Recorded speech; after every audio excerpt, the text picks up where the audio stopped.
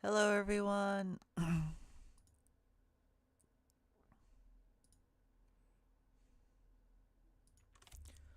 I am just getting started.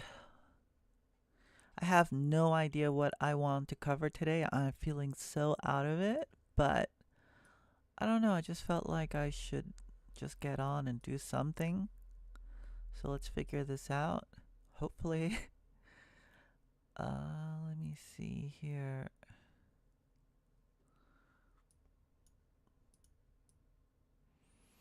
All right, looks like YouTube is working. And I guess I can turn on Twitch also. But I love you more, YouTube.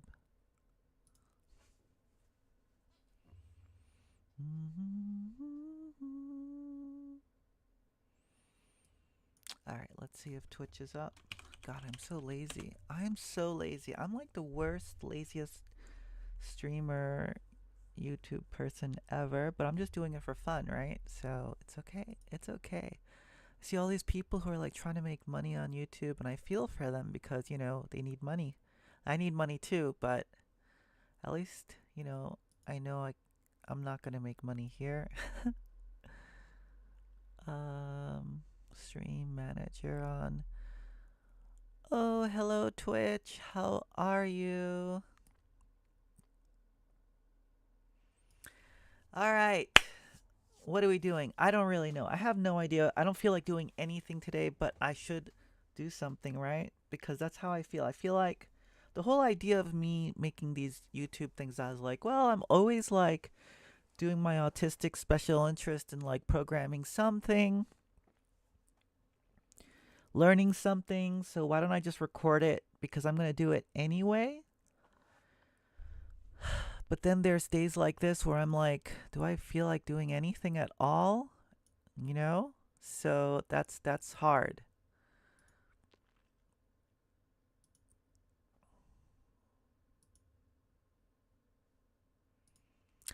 But today we'll see what happens. I also felt a little bit of pressure, like sort of just making something good, and that sort of defeats the whole purpose because I've been making just whatever I've been doing, and I'm like, what standard am I trying to even live up to? Because there is no standard, right? Or at least it's a really low bar. So I guess I could literally just do nothing and it's like, just get over myself and like these ideas that I have to actually perform or do something useful. I don't have to do anything, right? So, hey Jester Lone, how you doing? I don't know how I'm doing. That's what I'm kind of like whining and complaining about. Like usually I do programming stuff and like I'm looking at my list of programming stuff and I'm like, what do I want to program today or learn today? And I don't feel like doing anything. I was all jazzed up this morning, but I was all busy doing stuff. What was I doing this morning? And then like now it's time I actually have time, and like I don't feel like doing anything. How are you guys doing?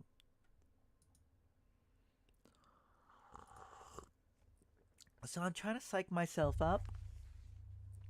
What else is going on? I'm trying to get a job because I haven't done work for over a year. Like I've been programming and doing things, but all for fun or myself. Made like a game.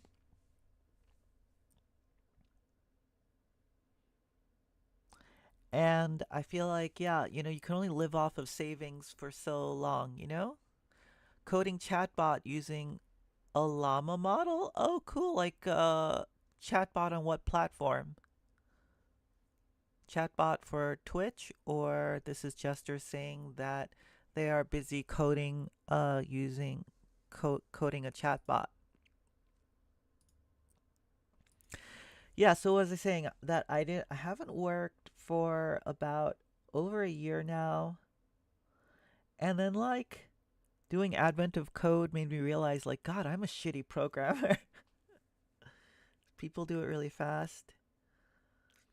But like I usually don't have a hard time finding a job when I need to find a job, although, like, I haven't really tried in the last year, so who knows? Maybe things have changed a lot. There's been a lot of, layoffs. I've worked in the game industry and a little bit in the health industry, and like, games have been hit really hard. I do mostly like back-end programming for like multi-user games. But yeah, a little bit of everything. So I doubt like that would be affected too much, but who knows? Like, you just have to try and look. Um, Hello, it's Blocks Hub Roblox. Hello, Marcus USA. What language do you recommend for someone who wants to program with a GUI, buttons, pictures, and possibly allowing dragging? Wow, that is really tough. Like, I've seen, like, I worked at a AAA game company where there were a lot of people using Unreal, and there was a lot of dragging, and it was kind of like programming, but I never really got into that whole thing. So, if you want, maybe that's kind of useful. That's actually like kind of the furthest away from me as possible. I tend, if you ever see me on here, it's like I'm using a Helix editor. It's not even like its own window. It's like just in a terminal. And I really like to just type. So I've never really used a language system. Probably Unity is the closest thing where you have a lot of things to click on. But even then, like if you're doing shader programming or like you're doing shader programming or just like any kind of client programming, a lot of it's going to be um, typing C sharp or whatever, right? So you get to use some GUIs to make your UI probably, but for the game itself, not so much, not so much. What else? Are there other languages that that's really like you're far from my experience there. Obviously, there's Scratch, but I would like rather unalive myself before I start having to code in Scratch. There was Lego Mindstorm too. I tried looking into it and it looked like they used Scratch or something like Scratch. I would love to be into robots, but like yeah, I couldn't. I just have to come to accept the fact that I really don't do well with real world stuff. Like when I went to university, I tried to avoid computers because I started programming when I was like 8 years old or something like that. It's just like I grew up with it. Um, and when I went to university, I'm like, I'm gonna be in medicine or something. So I took all these like biology classes and like dissecting corpses and whatever, right? And I'm like, God, I did okay, but I felt a little bit like struggling. Like I got good grades, but I had to try hard. It was like try hard moments. Um, but then like I took, like in university in the U.S., you have to like take general classes too. So I took a general class that was like computers, right? So I was like, okay, it'll be an easy one. But I took a computer class and it was so easy. It was like, programming, beginning programming concepts or something. And it just felt like, I was no longer struggling. It was just easy for me all of a sudden again. And sorry, I'll get back to you, Jester. And then I was like, God, maybe I should just do computers. But I was still resisting. So then I tried taking an electronics engineering class. I was like, okay, at least we'll do electronic engineering. That seems cool, right? It's like a little bit physics, a little bit of whatever. And I realized that, like, it felt like, oh my God, this is like plumbing. Like, you have to measure voltages and like what's actually happening in the wires. And I realized there isn't like a debugger like in programming. You can't just see something. So eventually, like the universe just slapped me back into programming, and it's what I've been doing ever since, sort of. And so all this to say that, like, going back to the scratch and robotics thing, I just can't do anything where I have to touch something in the real world. It works well when I touch something and it's all like just code, ones and zeros, on or off. It's like clear. But when things are like real, that's when like corners don't fit, you know? I tried knitting for a while. What a disaster. I tried crocheting. What a disaster. So yeah, that's tough. And it's funny because my father is just like such a hands-on person. He makes like miniature stuff, furniture, like metalworking, all this stuff, and I'm like this like as far away as you can get from that. Can't touch anything or build anything with my hands. So that's kind of, that's my story. Okay, Jester.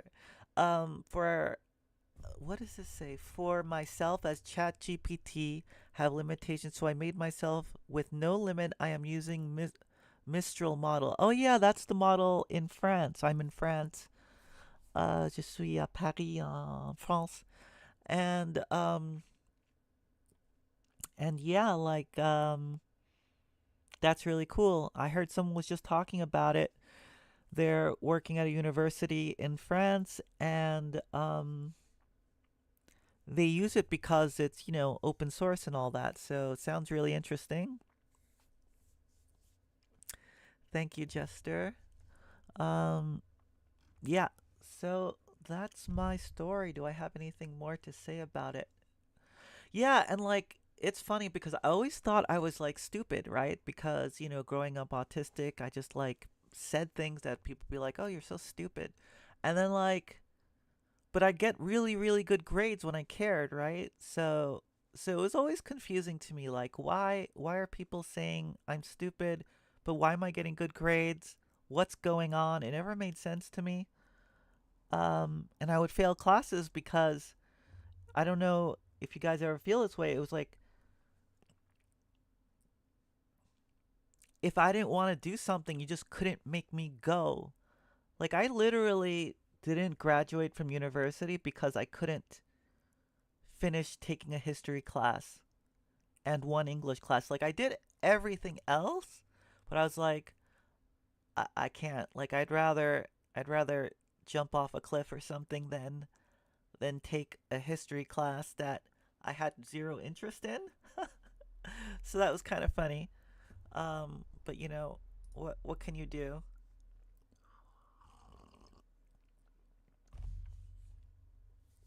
And then even at work, like whenever you interview, they're kind of like trying to figure out what you do.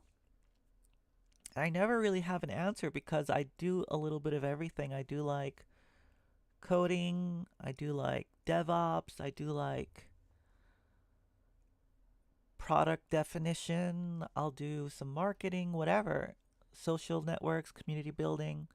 So, like, why is it that everyone wants everyone to just like stick in one thing, you know? I hate history too. What is going on? Like, what are you seeking from heart? I just and this is I enjoy doing like what you I know how much you've seen me, but like I just like playing with languages, learning stuff, making stuff, exploring. That's what I really like, and I would really like it if I could help people like have that joy and actually learn stuff because so many people think that they can't learn something, you know? Like they can't learn some language, programming language, um, or something technical like some math thing or whatever. And like I was saying earlier, I always felt kind of stupid because it takes me a long time to learn stuff. And I think that's one of the interesting things. Like most channels here, like they already know it, so they teach it. But I'm trying to like learn stuff. And then it really helped me understand also that like when I learn something, in my mind, after I learn something, I kind of rewrite the history. You know what I mean? Like, it's like, oh, You learned Rust. How was that? Oh, yeah, I just in my mind it was like A, B, C, D. I learned all the stuff and that was it. And then I knew it and I used it. And then when I used it, yeah, there were some hiccups around like understanding the borrow checker and like whatever, but like it and all the async stuff, but like it was kind of incremental, whatever. But no, when I learned something now that I'm like recording some of this stuff, it's like, yeah, a lot of it's painful. A lot of it is me being lost for a while. And then I'm like, oh God, I can't like release a video where like I'm lost for 2 hours trying to figure something out, you know? But I think that I'm not the only one. This is reality, and a lot of people like probably at some point give up, you know? And that's really the thing that really separates successfully learning something from not is just not giving up. I think with I think everyone sort of like wants to do something they're good at, and when they feel like it's hard, they feel bad about themselves like, "Oh, wow, I really suck at this." And it feels even worse when you're, doing it live. But when you finish it, you finished. You're like, I did it, right? And you made the next step. So as long as you keep moving forward, you'll eventually get there. I learned French once I moved to France, and it was very much like one step at a time. And now I can say, I know French. And it's not easy to learn a language. It's like everything else. So yeah, in my heart, it's sort of like I want to help people to achieve that, to find out that they are good at things, that they can do things. Although I'm a little afraid that a lot of people that come on YouTube or wherever are less, either they've already succeeded and they know the stuff already, a lot of them, or they're just kind of interested but don't want to actually do it. So I don't know. I hope there's some people that see how I approach things and can actually like draw something from it. Like, not that I do it the right way all the time, but like, look, even I can get over some of these obstacles, you know? What's making me worry? Don't give up, you mean? You should set goals, think deep, take deep breaths, and focus, clear your mind, think freely. Yeah, I think I have ADHD also, and there's just lots of shiny stuff, and I enjoy looking at the shiny stuff and exploring it. That's what I love. So, speaking of that, maybe we can like take a look. Hello, Findus is here. Um, Blocks, yo, missed Twitch chat. What do you mean? Twitch chat's here? No, I've been reading Twitch chat and YouTube chat. I could put up on the screen, but like sometimes it screws it up. Maybe I should try now, huh? Let's see what happens.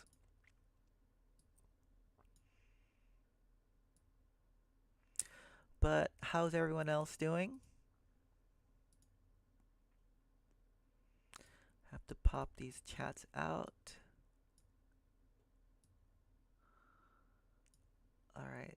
Um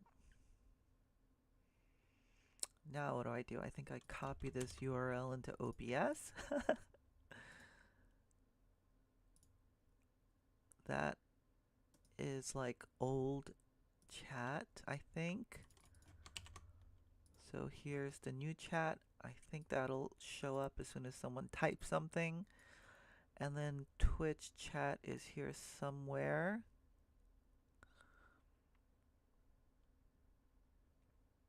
Let's try here.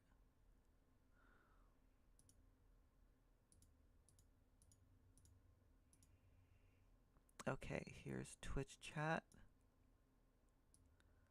Whoa, why is this so Why is this so big? Something's not right here.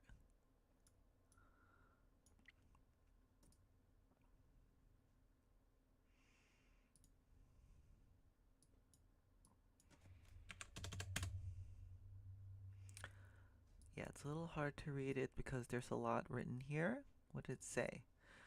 Till now, I see you worry about others a lot. To be honest, people won't care except your family. So focus on goals and keep going. Just keep going. Yeah, yeah. I'm talking a little bit, but like I'm really not I'm not like really maybe I am stressed. Don't know. I never thought I had like alexithymia, where you don't know your feelings, but who knows? Maybe I do. I was in a concert yesterday and we sang in a choir.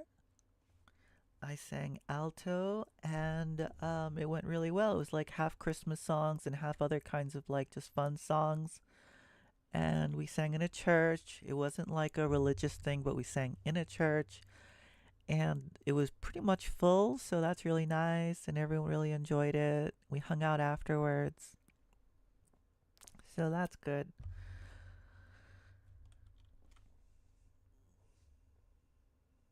Okay, so let's pick something to look at. Let's see here. What interests me today? Haskell, Atari Assembly, COBOL, Nix. I feel like we're getting close to actually using Nix for real. So maybe that's a good thing to continue. There's Rust. We did a Rust one not long ago, but we haven't really gone far, so maybe Rust would be good. Um, Phoenix Live View. I use Elixir, but for my main programming language, but um, I don't know the web framework for it. I mostly use it for other backend stuff, so maybe it'd be cool to learn some Live View. Or Gleam. I did one. I did a little bit of Gleam.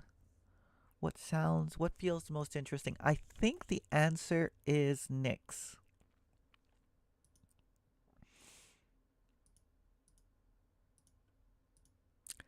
I think we're gonna do some Nix today. So let's see if I don't go out because there's a lot of distraction. What do you mean you don't go out? You mean you don't go outside?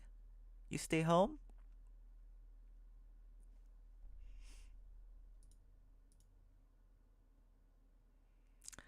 Okay, let us do Nix. Let me update this stuff here so that it says we're doing Nix. How do I edit this? Doing some Nix.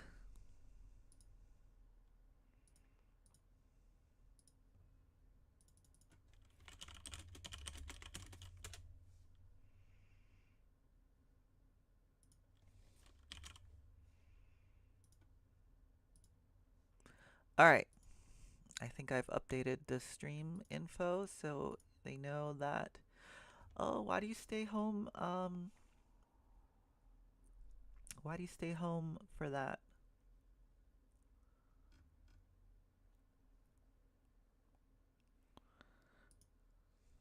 Okay, let me switch over to some view where we can look at Nix.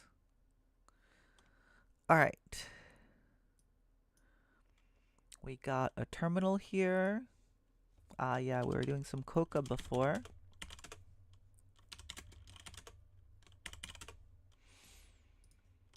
Why does my terminal look so small? So weird.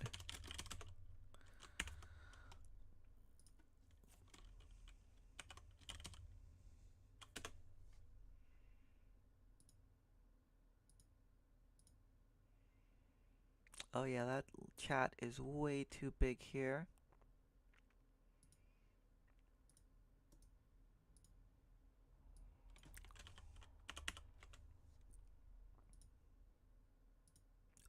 I made it worse.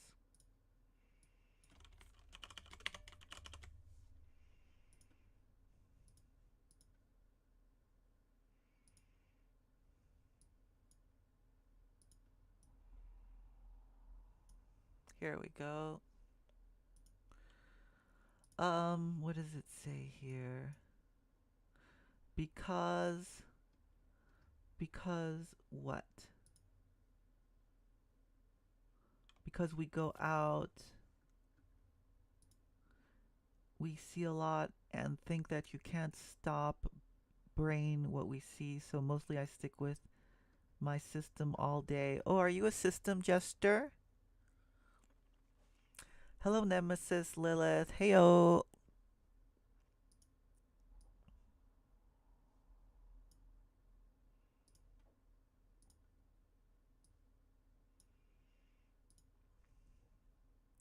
All right. I think I am in the right place here. What is Nix? Oh boy, how do we answer that? Nix. Do they tell you what Nix is? That's such a good question. Because it's a hard question to answer, you know? They're like, do they tell you what Nix is?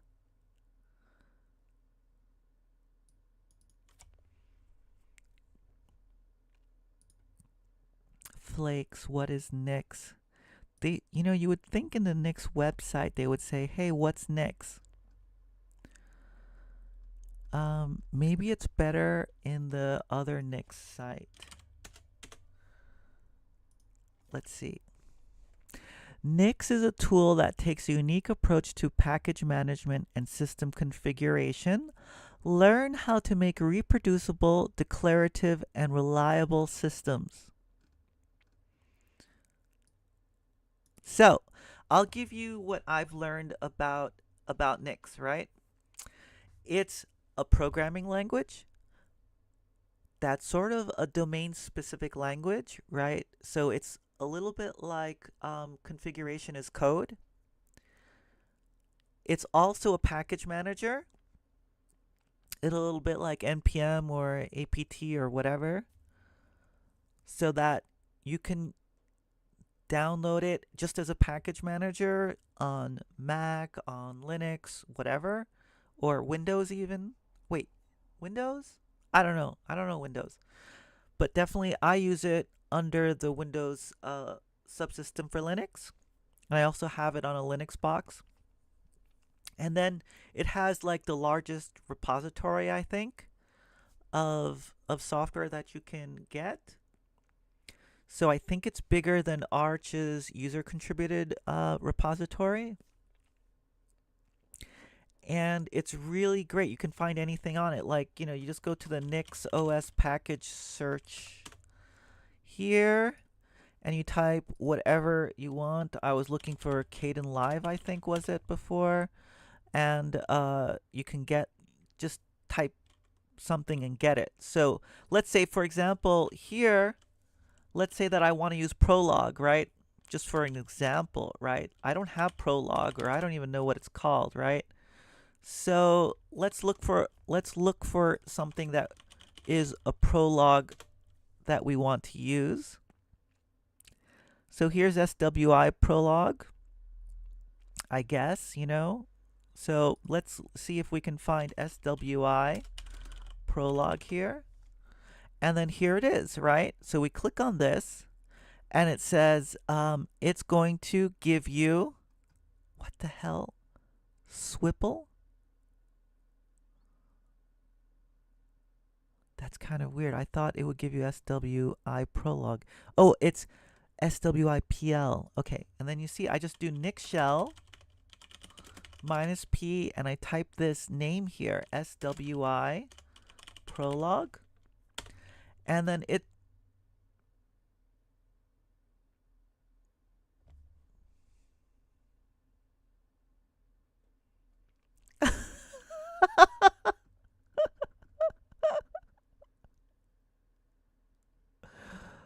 What?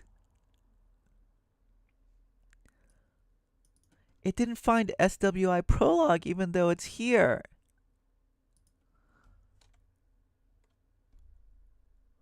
This is huge fail. Did I not type exactly as they said to type? All right. Nix sucks. Don't use it. No, just kidding. That's really strange. That's never happened before. So maybe I'm just using like an older Nix packages or something like that. That's why. Maybe I just need to use this like Nix packages here. I'm not sure. That's really strange. I was all ready to show off Prolog and that was like a big, big fail. Okay. Is YouTube chat showing up? It looks like it's failing.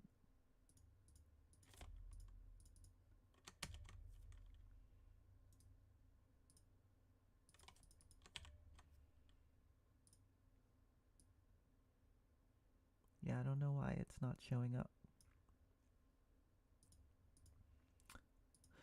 Yeah, Prolog is really cool. I've only did like an introductory course on it once, so I never really learned it. But now this is really pissing me off that like I don't know why this isn't working. So let me actually see here.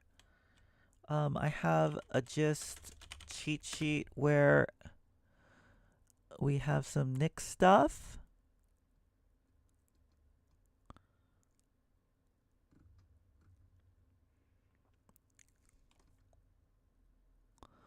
Interesting. So I remember when we were learning this stuff, where's NixDev? There's one section on making shells.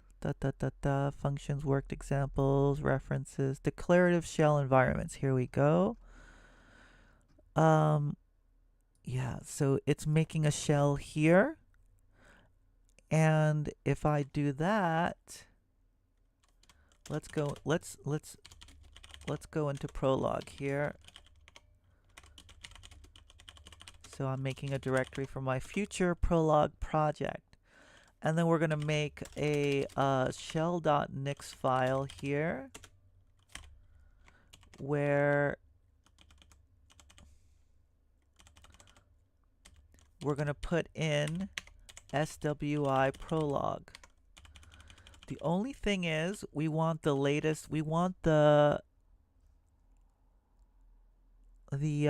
git commit in here so that we know which Nix packages we're getting directly. So let me find out how we put that in. I think that was here. So fetch tarball, Nix OS, Nix packages archive. So we just change it here.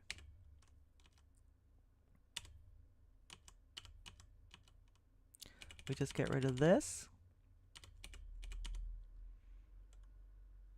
Yeah. And we put in archive. Oops. Archive / and we give it the git commit. So let's find that git commit from SWI Prolog. Here.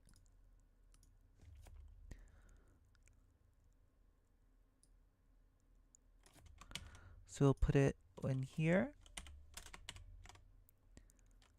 There we go. So we have the tarball file.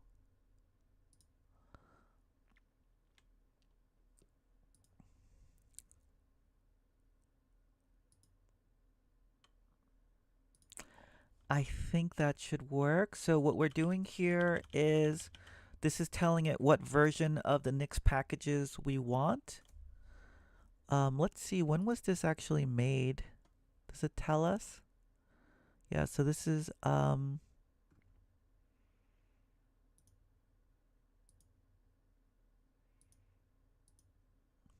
I don't know how you tell from the commit. But anyway, we put in that commit number. We did this. Let's save this. And we'll go into actually, let's go out of all, whoops. Let's go projects prologue. And then we have our Nix, we have our shell.nix. So now we can do nix shell, and that'll read in shell.nix. Unable to download archive. Isn't that weird? What am I doing wrong?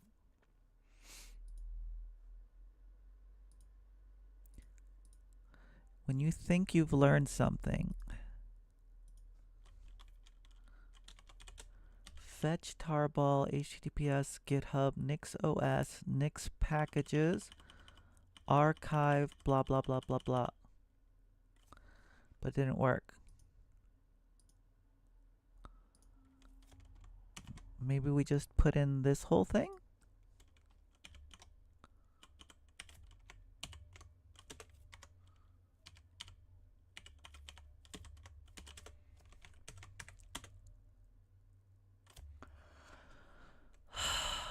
This is really starting to piss me off. What if I just copied this?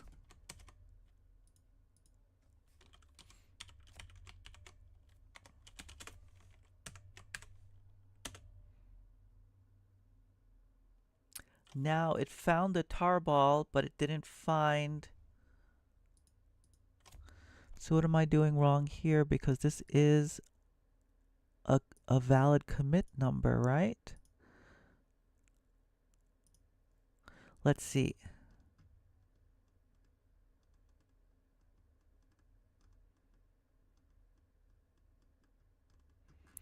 I remember that. Now I'm like really wanting to figure out why this isn't working.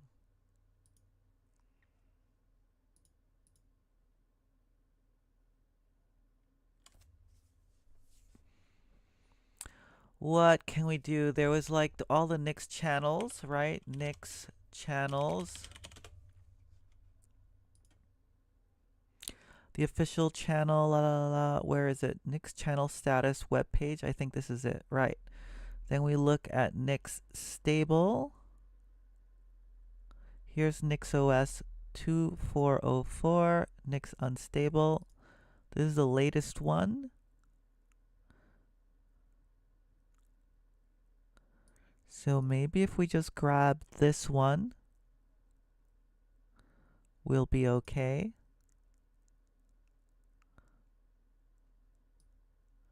Here is a commit.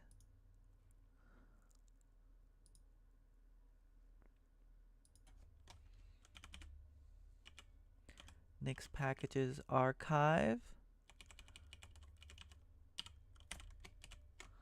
There is a commit. Now it has to download that commit.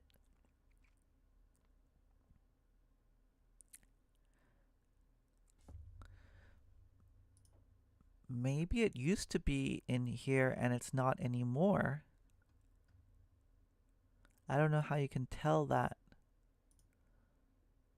Packages SWI prologue.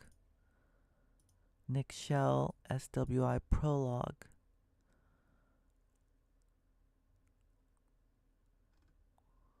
So weird. But this should give us the latest release of Nix. So if it was just added I can't imagine that this thing was just added recently. Or maybe it's just not available for my platform. I actually don't know. Arch, wouldn't I be Linux? I would think so. Like, what else am I using here? Like Helix Editor I'm using. And they have the same thing.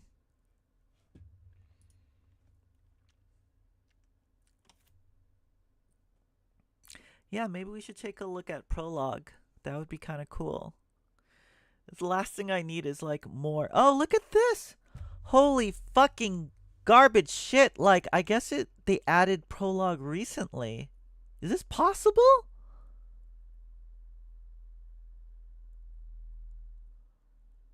How is that possible? Prolog's like such an old, old language. What? What? Are you kidding me? How is that possible?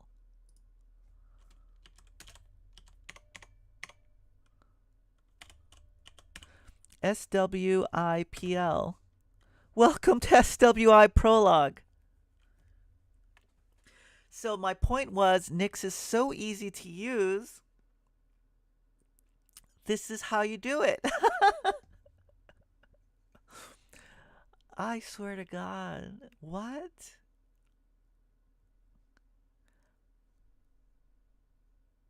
Well, remember, I don't know if you guys were here in the beginning of the stream, but I was basically saying, like, I feel so stupid so often when I'm trying to learn something live because of this. Because of, like, times where you just, like, this is how it should work. And then it doesn't, and it takes, like, 20, 30 minutes to, like, figure out what happened. Like, why did it go off? Why did it go off the rails? And I really I feel bad because it makes me realize just how, like, is it incompetent? You know, like someone who's been using Nix forever would probably have like been like, "Oh yeah, you just have to run Nix channel update or something and you're all set." But like, yeah, this is a problem that someone else might run into and they might give up, right? But sometimes we just have to keep trying and keep thinking of other things to try and eventually it works. So yeah, that's that. But no, I'm going to resist the temptation and we are not going to learn Prolog. I don't know how to exit. There we go. So that is how it should work. It should be that easy to basically use Nix. To answer the question I started trying to answer about 20 minutes ago, Nix is also an operating system. It's a Linux distribution. Um, and it's a way to have like a Linux distribution that's basically configured from like a single file or something like that. I haven't really played around with it much. So that if you're moving from machine to machine or you're running a set of machines, you can have all the machines basically be the same because you say, here's the software I want, here's the version numbers. So it's kind of like a way to manage and have reproducible systems. For me, why I'm interested in Nix is because I tend to work a lot with other developers and like I hate it when they say something like works on my machine. So if you have like a shell.nix for example that you commit into Git and people are using it, then you know they have the same version of like whatever language you're using, whether it's Rust or whatever, and hopefully their environment like the database, whatever. So if it's working for them, it really should be working, have a high chance of working for you. That's why I like it. Or that's why I'm interested in like, using it more and getting better at it. All right, so let's get back to Nix.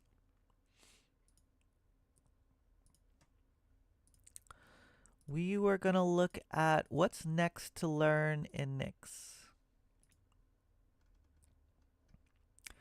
We were just finished with working with local files, so I guess the next one is cross compilation.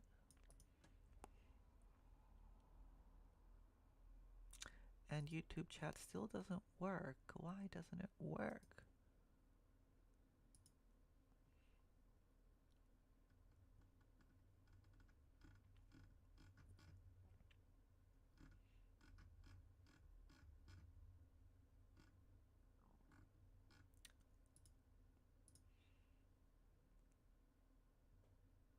Ah, well, it doesn't work. Sometimes it works, sometimes it doesn't. Maybe I should use one of those services like Restream or something instead.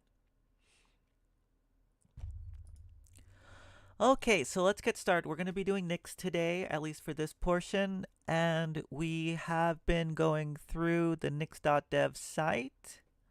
There is a whole series of videos on YouTube, so you can look in the description, go to my whatever bio link or something, go to YouTube, and then You can see like we basically went from first steps, language basics, packaging, all of this stuff. Language basics probably took the longest time because, um, let's see here. It doesn't like break it out, but like there were lots of subsections here. And now we're up to cross compilation. So I guess what we're doing right now is learning how to compile packages so we can add it to the Nix packages system. I think a lot of people who use Nix don't really play with this part of it, but it's interesting that if you run into software that isn't in Nix, that is pretty easy for you to get it working and compiling, and then you can, add it to Nix and grow the library of Nix packages that is available.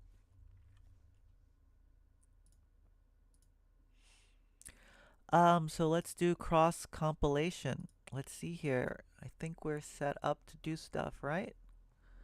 Let me know if the chat text gets in the way for you reading this stuff. So cross compilation.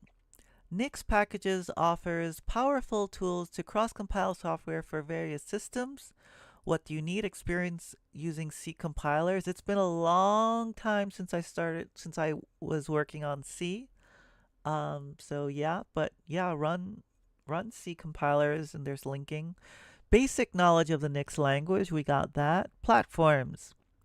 When compiling code, we can distinguish between the build platform, where the executable is built, and the host platform, where the compiled executable runs. What is this one for? Whoa. Terminology for cross-compilation platforms differs between build systems. We have chosen to follow autoconf terminology. Okay, that's just like some academic sort of. Native compilation is the special case where the two platforms are the same. Cross compilation is the general case where those two platforms are not. Right, because since there's multiple platforms, like we saw with these packages, Arch 64 Darwin, Linux, 686 Linux, 686 64 Darwin, Linux, so all these platforms that like probably you're only going to be one of them and there's all these other platforms, I guess was what they're saying. So in general, you're going to do it once, natively compiling, but cross-compiling is what happens most of the time. Cross-compilation is needed when the host platform has limited resources such as CPU or when it's not easily accessible for development. The Nix Packages package collection has world-class support for cross-compilation after many years of hard work by the Nix community. All right, now I'm getting kind of excited to learn how does this all work. Are we going to cross-compile locally, or I'm guessing? What's a target platform? This is a third concept for a platform we call a target platform.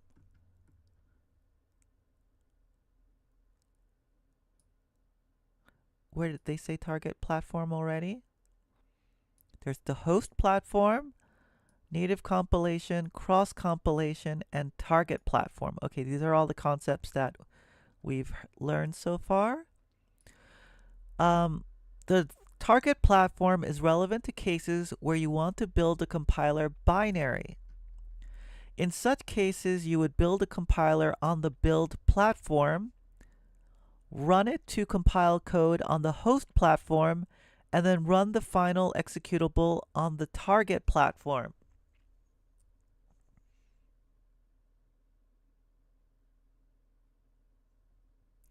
Isn't the build and the host platform the same?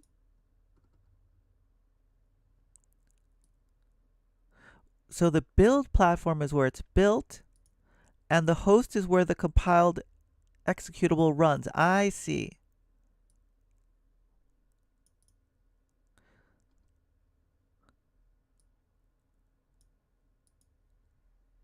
The target platform, in such case, you would build a compiler on the build platform, run it to compile code on the host platform. Okay, so this is where you're going to be running it. and run the final executable on the target platform. Okay. Since this is rarely needed, we will assume that the target is identical to the host. That's sure, they could have said this earlier on because, yeah, like you would think the target is the same as the host, right? Because the host platform was where you're going to run the executable. That was the definition of it. So that's kind of your target, right? When would it not be your target? Determining the host platform config. The build platform is determined automatically by Nix during the configure phase. The host platform is best determined by running this command on the host platform. Whoa. So Nix build, Nix packages. So this is taking the Nix packages. This is the version number that we're giving it.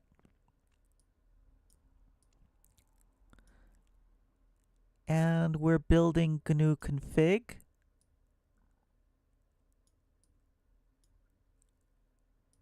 I think. Let's see what happens when I try running this.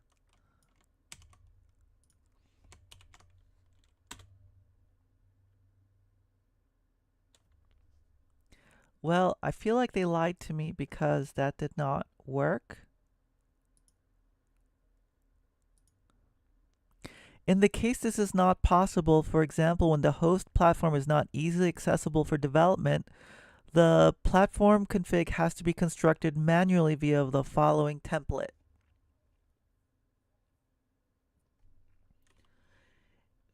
Findus says,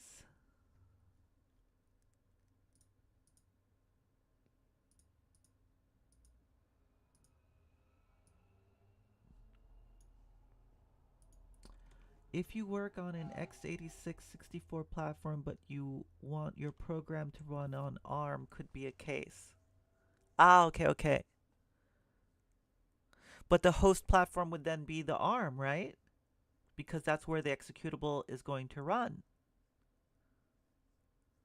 And that's your target also. The host and target are the same. But the build platform is going to be your local machine. That's how I would take that definition. You have your build platform where it's going to be built, that's yours. The host platform where it's going to run, that would be the ARM machine.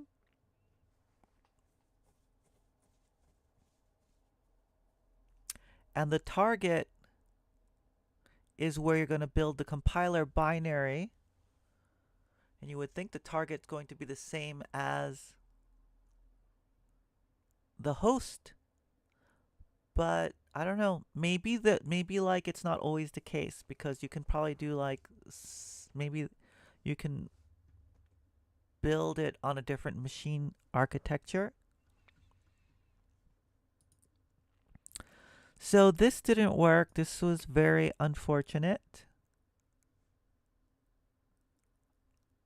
Command not found. Guess.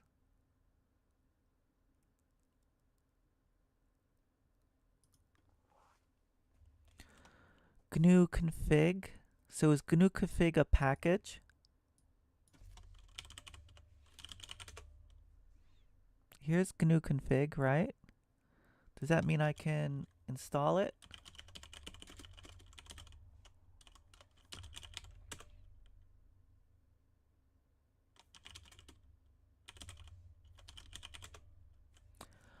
What does it give you?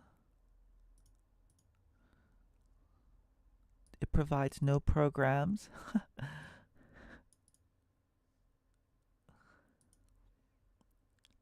Config.guess.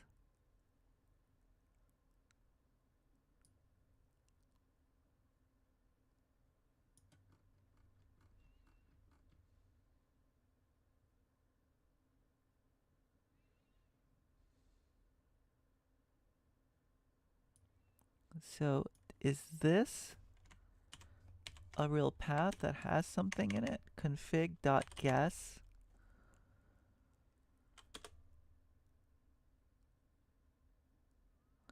Oh, I'm being stupid. So they say copy this, but this is the response.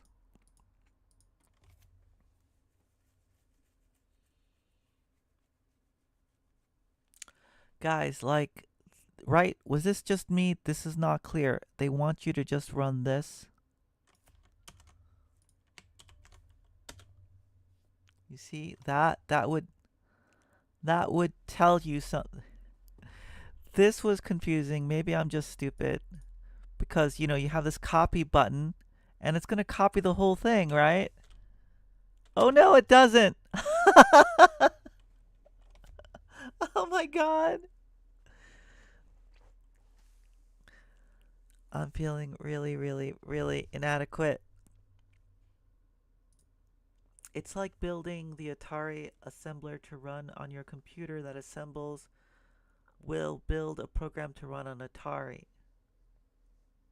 Yeah, I guess so.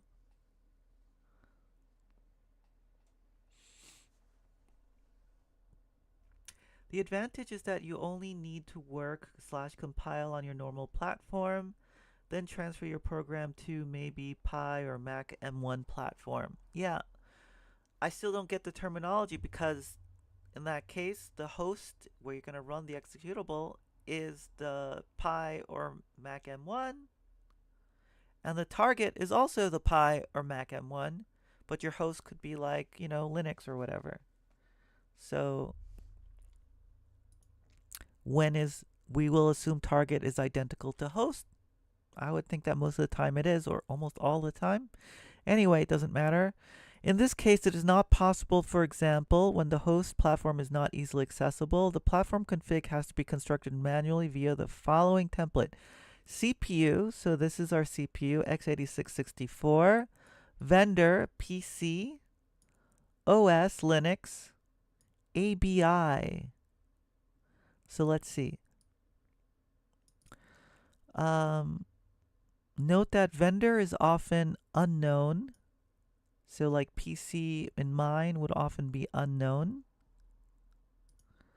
And ABI is optional. There's no unique identifier for a platform. For example, unknown and PC are interchangeable, which is why the script is called config.guess. If you can't install Nix, find a way to run config.guess. Usually comes with the autoconfig package from the OS you're able to run on the host platform. Some other common examples of platform configs, and here is, so I guess this is the vendor, Apple PC W64 Apple, right? And here's the CPU, Arch64, Arch64, x86-64, and Arch64. Is Arch64 like ARM? I don't know what Arch64 is.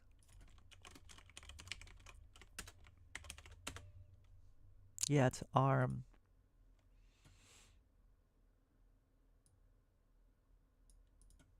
Makes sense.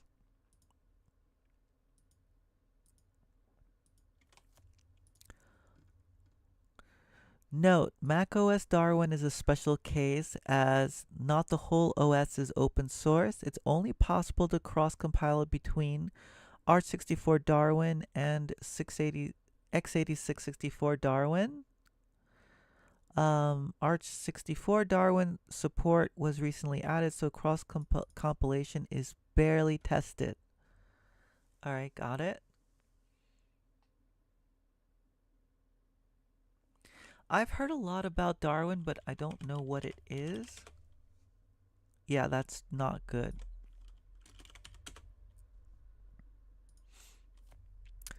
Darwin is a Unix-like operating system of macOS. Oh, so it's just the Mac operating system. Is that it? Got it, got it. All right, so all it means is it's the Mac OS. Got it. No wonder it sounds so familiar.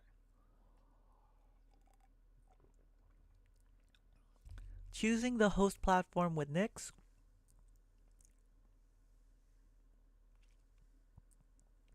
Nix packages comes with a set of predefined host platforms for cross-compilation called packages cross. It's possible to explore them in Nix REPL.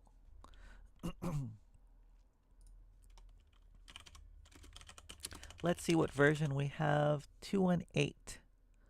So we don't need that, but we will add it. Nix packages.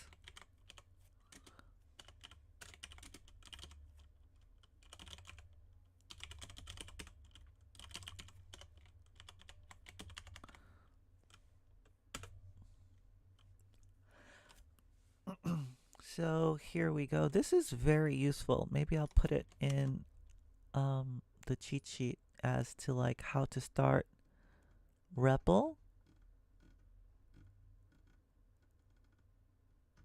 Yeah.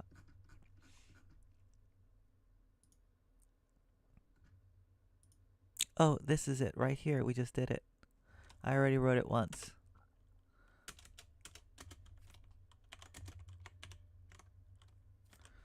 There, we may just make an example. There we go. That's good enough.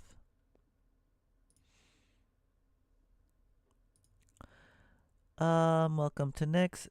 Packages cross tab. So we do packages cross dot tab, and now we have all of these things. So we can see all the different things that we can kind of like cross compile to, I'm guessing. iPhone 32, iPhone 64, that's crazy. These attribute names for cross-compilation packages have been chosen somewhat freely over the course of time. They usually do not match the corresponding platform config string. You can retrieve the platform string from packages cross.platform.standard.environment.hostplatform.config. So let's look at iPhone 32 because that's like, what is that? Then we do standard environment dot host platform dot config, and it is this. The CPU is ARM, the vendor is Apple, and I guess iOS is the OS. Is that how it parses? Yeah, OS, and there's no ABI. I actually have no idea what an ABI is. That doesn't sound right. Application binary interface. All right. So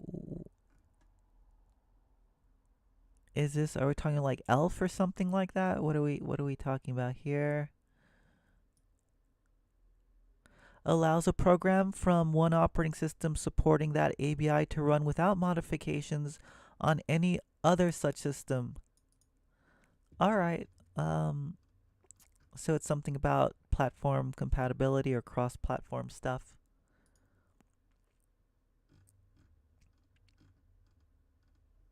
Okay. So where do we get to? We got here, we got the config. They gave us an example here of what this one might be, and it's Arch unknown Linux GNU. Let's see if we get the same thing. Arch 64 unknown Linux GNU. Yep. If the platform you seek hasn't been defined yet, please contribute it upstream. Oh wow, you can add new platforms.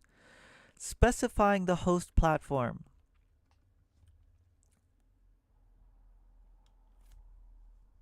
How are you guys here? You're holding up? Are we learning anything? I don't know if we're learning anything yet. Specifying the host platform. The mechanism for setting up cross-compilation works as follows. Why is like coffee making me burp? And coffee should not be making me burp.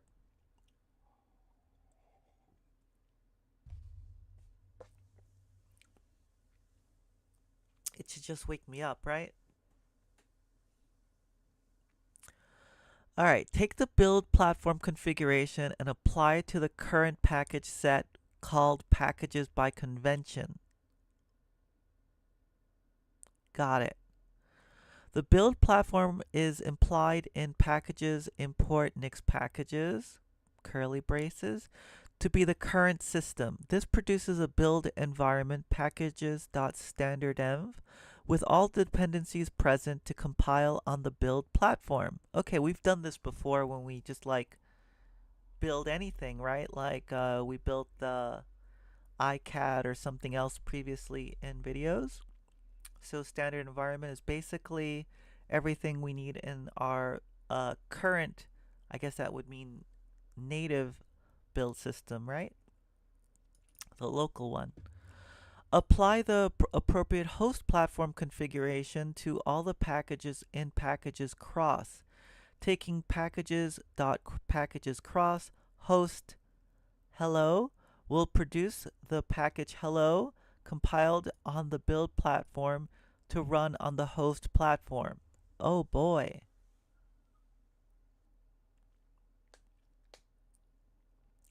There are multiple equivalent ways to access packages targeted to the host platform.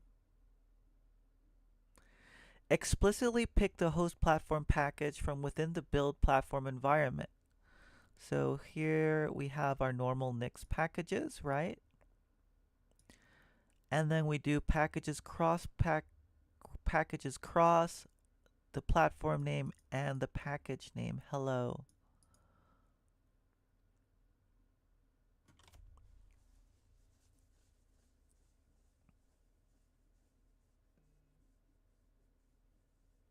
So if we do this, we'll just get back what? Like, what is this going to get us?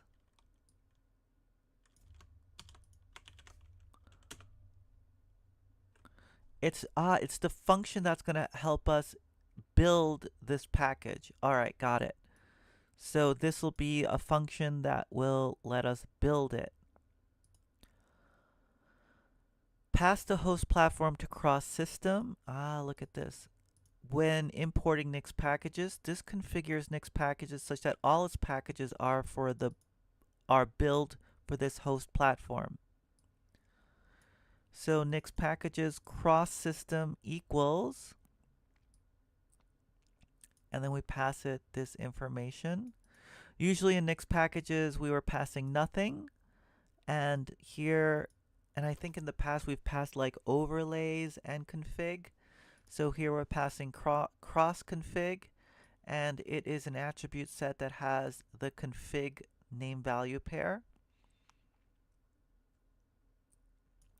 And then when you get back packages, it's basically as if you type this, packages.crossPackages. It's as if you typed all of this, because the Arch stuff that's here is in here.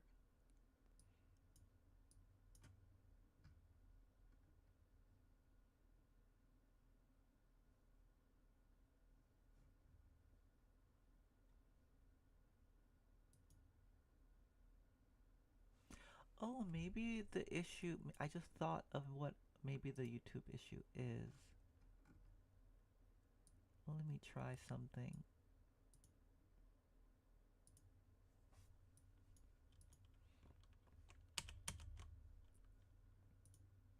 Sorry, just hang in there for a minute.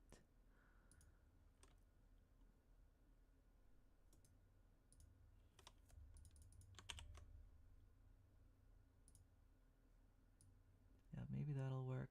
We'll see. We'll see what happens.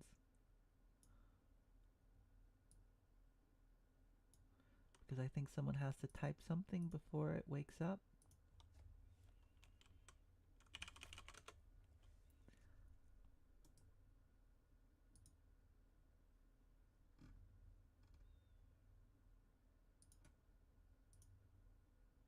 All right, let's see what happens. Okay.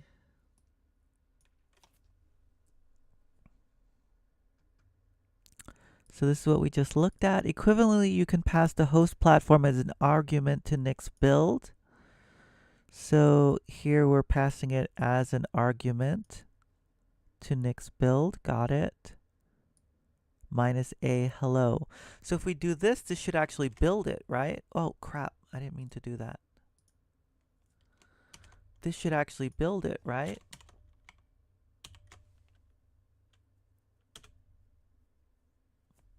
Yeah, I think that actually builds it.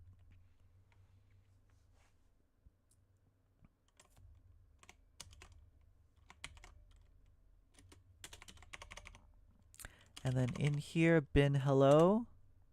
And notice like we get an error because it's not in our, it says exec format error because we are not running Arch Unknown Linux GNU, but we are running, what was that guest thing that we did? We're running x86. So let's see. We do nix packages, build,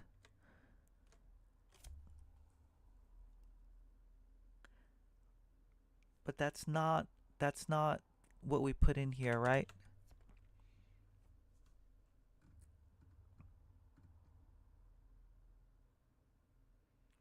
We need something that's equivalent to PC Linux x86 Arch iPhone MPS. Which one would we be?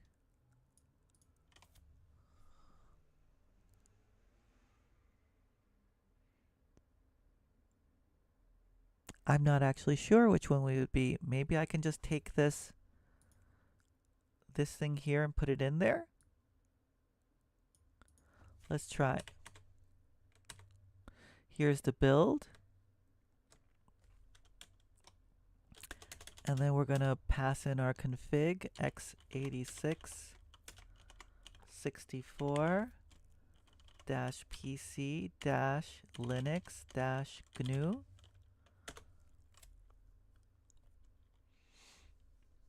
Looks like it was happy with that.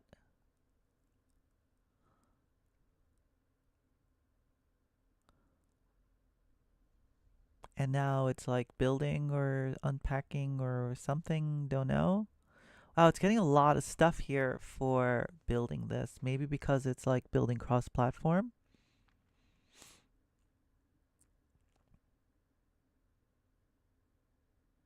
You guys can now see how slow my machine is. It's getting GCC.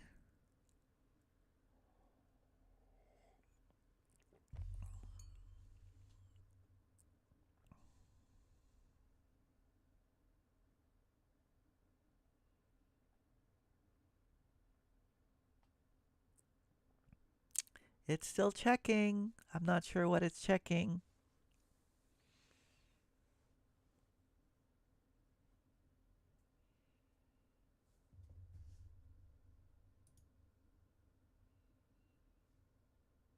All right. Well, let's keep, while it's doing that, we can keep looking. We can kind of like move ahead, right? So you can pass the host platform as a build as an argument. This is what we just did. Cross-compiling for the first time. To cross-compile a package like hello, pick the platform attribute. Arch64 multi-platform in our case. That was up here, right? This one.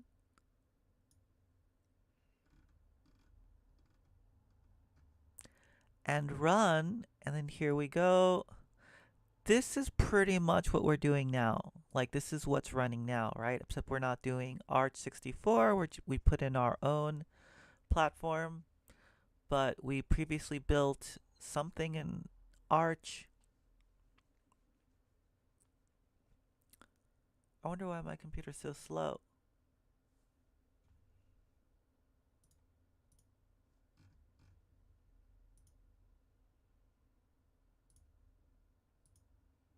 There we go. Look at that. Look how happy it's running everything now. I think. No error, please, no error. I don't want to be stuck.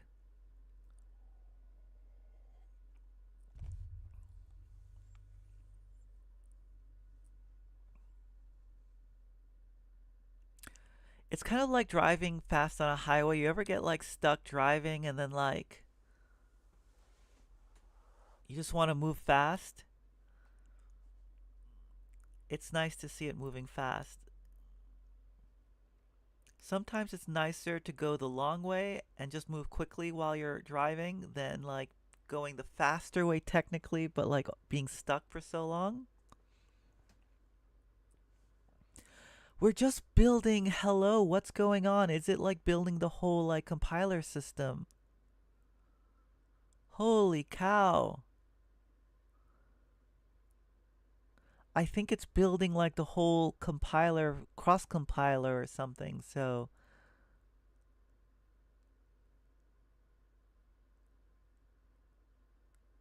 but it's kind of ironic because we're building for our local system.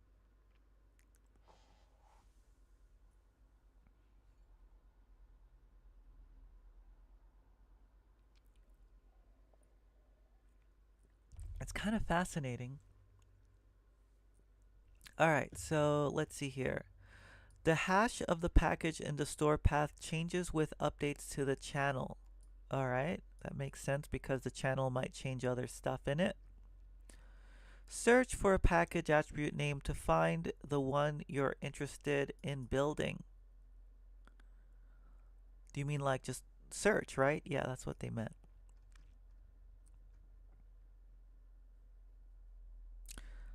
Do you guys feel like building something in particular? Oh, look at this. What? Windows platform? Oh, so is it going to let me compile for like Windows? That's really cool. I wonder how that. Let's try this out. I'm going to take a quick break though. While this is running, I'm going to use the bathroom.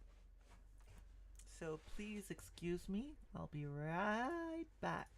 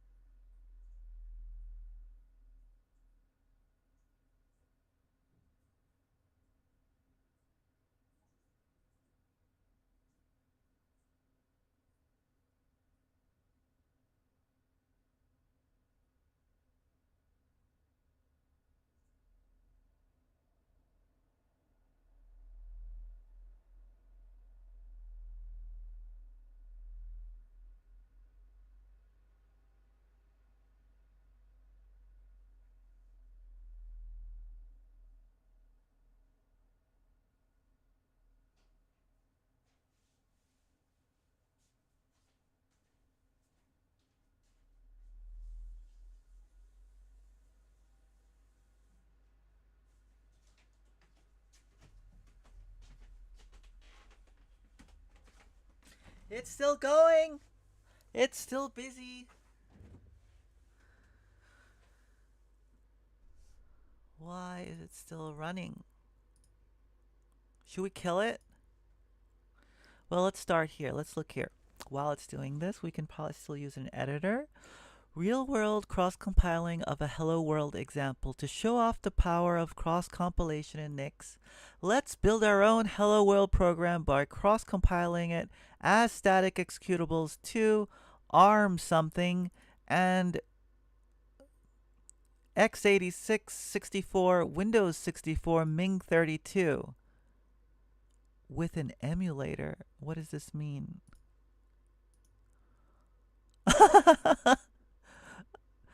Thanks Thanks for linking me the definition of an emulator. But what is Ming32? I've heard this before.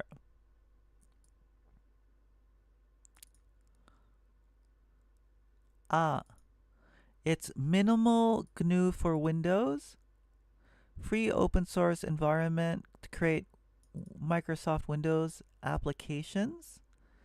So it's kind of like Mono, but like for Windows, it lets you create Windows executables without having Windows, I guess.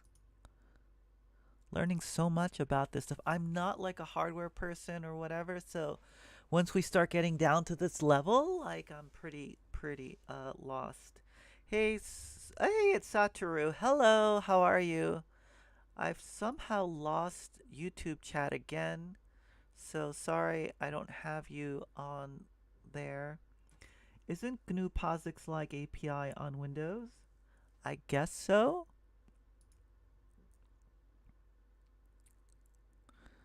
Um, yeah, I guess that's what it looks like, right? Ming doesn't does not rely on third-party C runtime DLLs because the runtime are not it is not necessary. Okay. So I've never used it, but I guess it makes sense that Nix would have something. So let's take a look at this file here. Here it's getting Nix packages from some specific release. Oh god, I can't like actually scroll. Oh, here, I can scroll left and right, but you see it's kind of sucky this way. So what we'll do is we'll kind of just like copy this whole thing, put it in Helix so that we can see it better.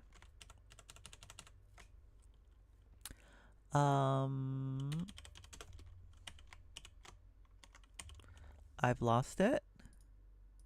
Here we go again. We try once more. There we go. And we have cross compile dot nix. Okay, so we'll look at it from here. We are, yeah, I think you guys see my screen. Yeah, I mean, like, why would you really need to use something like that on Windows? It's so much better if you just get on Linux. And now that you have Windows subsystem for Linux, you know, but I guess if you really need to make a Windows application, it's not the worst way to go.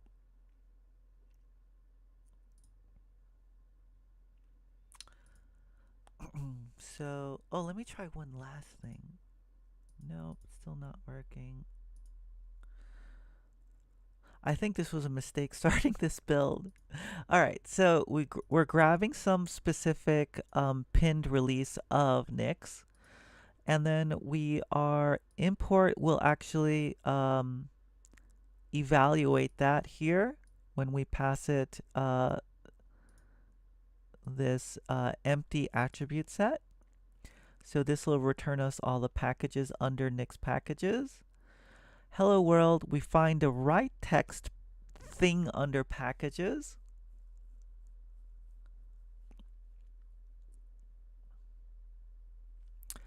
And I don't know what write text takes. I wonder if that's in Noogle. Maybe not. Let's see.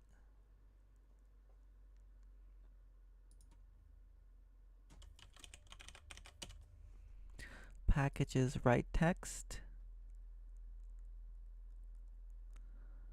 It doesn't tell us what it actually does, but it's a function. I probably have to look in the Nix resources, Nix reference manual.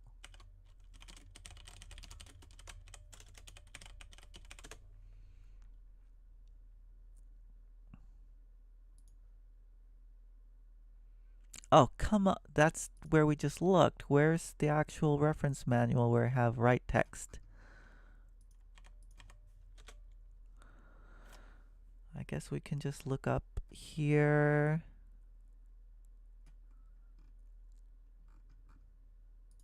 Or maybe it's part of just Nix packages here. Write text. Nope. How to write a file into, it just say write text. Here's the file name and there's the code. Okay, that's super easy. So all this is saying is it's going to take this text that is in this, the double single quotes here, basically start a multi-line string. So it's going to take this text and write it into this hello.c program So it's basically a way to say like, concatenate or echo this stuff into a file is what that part means. So there we go. I could have also read the comment and that would have probably been helpful. Next thing, a function that takes host platform packages. So cross compiler for host packages. So this is a function, cross compiler for. It takes one parameter called host packages. And then it's going to assume that host packages has it's an attribute set that has something called run command cc, and I assume that is running the C compiler. Hello world cross test.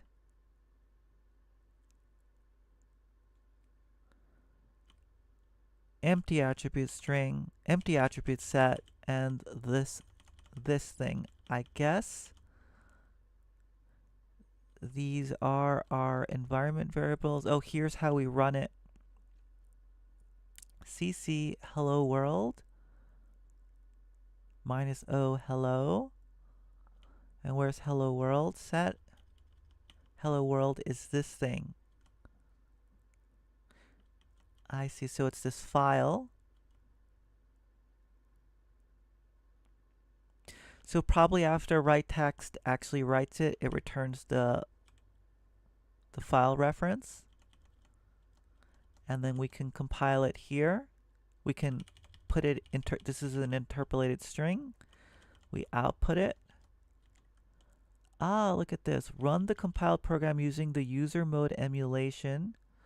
Build packages is passed so that emulation is built for the build platform. Host packages standard environment, host platform emulator. So this is the emulator for the host platform.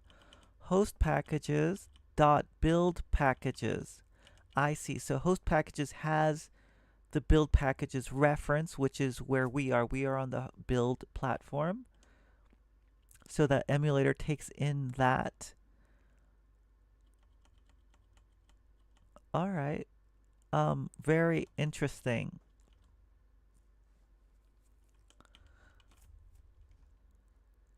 So let's go back to the documentation.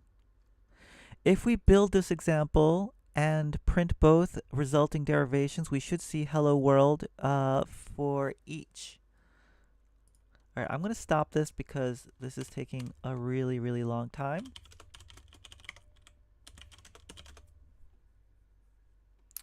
And where were we? Did I put this cross? Where am I? I'm in Prolog. I guess that's okay. Let's not worry. Let's not think too much about this, right? So if we want to build this now, what will this do? Nix build cross platform.nix.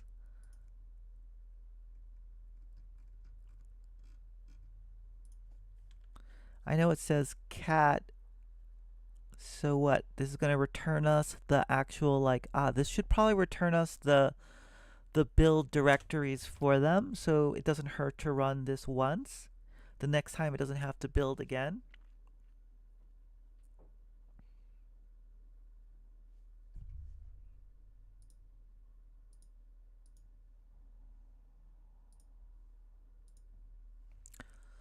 Satoru, how's your day? How's everyone doing? It's cold here in France. Not too cold. It's been worse, and luckily it hasn't been raining. So that's pretty cool.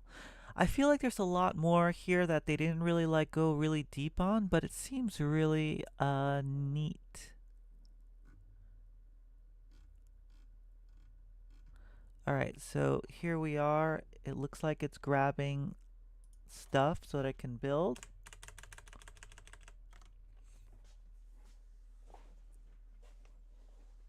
This might be that 20-minute thing because it looks like it's doing the same thing where it actually has to build the build system up, which is like the compiler for Pi and also Windows. Raspberry Pi. How did they get Raspberry Pi? How did they know that's the name? Is it in here? Yeah, there it is. So Raspberry Pi. And the Ming one was here somewhere, right? I'm like, when I go to the supermarket and I have to find something, here it is. Ming 32 and Ming W64. So what are we building for? We are building for Ming W64. I probably shouldn't say Ming because it's like minimal GUI something Windows. Anyway, I was saying like, yeah, if I have to go to a supermarket and there's like find this thing in this like aisle of cans, it's or boxes, it's impossible. I like can't find anything. It just gives me a headache.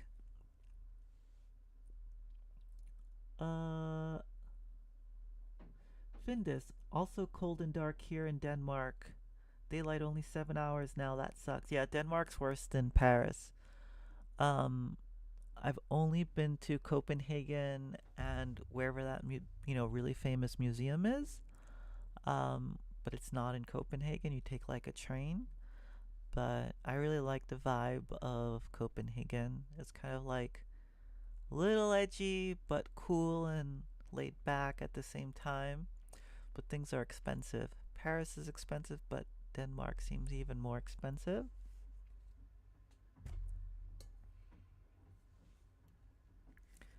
It was one of the places I was thinking like if I had to live somewhere else, I would consider Denmark or Netherlands. Probably more Denmark though.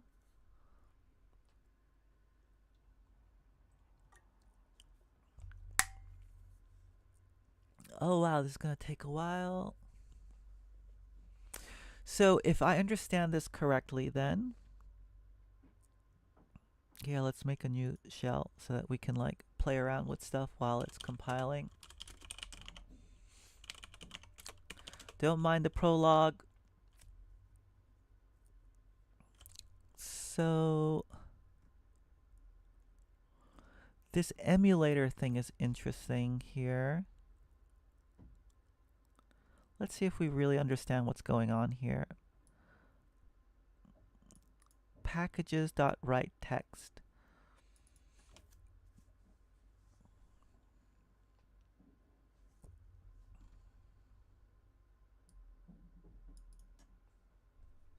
Netherlands and Denmark very similar. Yeah, not yes and no, right? Like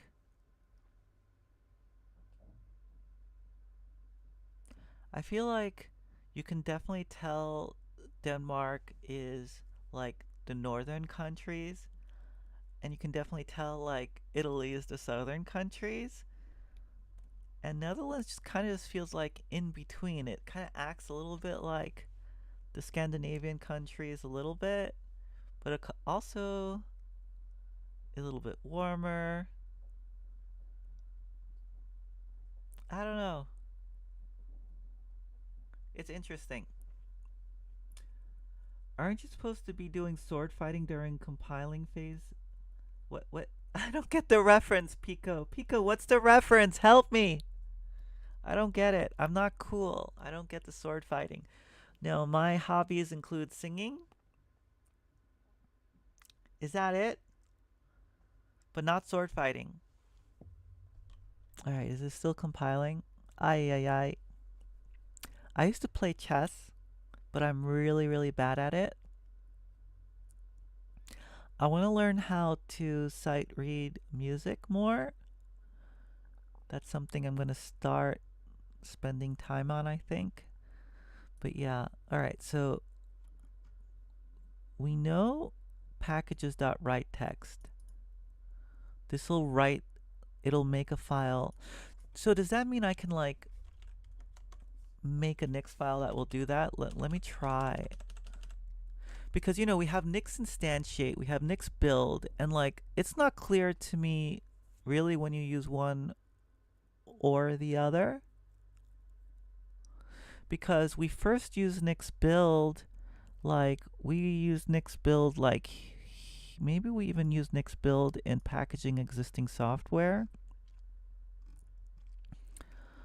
yeah, we use Nix build here. And then there was one package here. So, but we passed in -a hello. So it would basically look at, I guess what Nix build does is it looks at, it runs, because we're not passing the file, it runs default.nix. It gets returned an attribute set, and it's going to run the -a and then this attribute name to build the thing it wants to build. All right, that makes sense. So basically, here, when we say Nix build cross compile Nix, maybe it runs all of them because we're not passing in the one we want to build.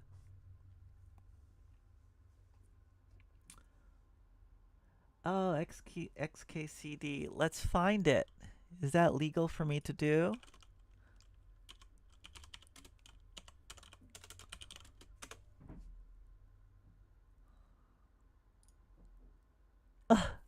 The #1 programmer excuse for legitimately slacking off my code. I've seen this.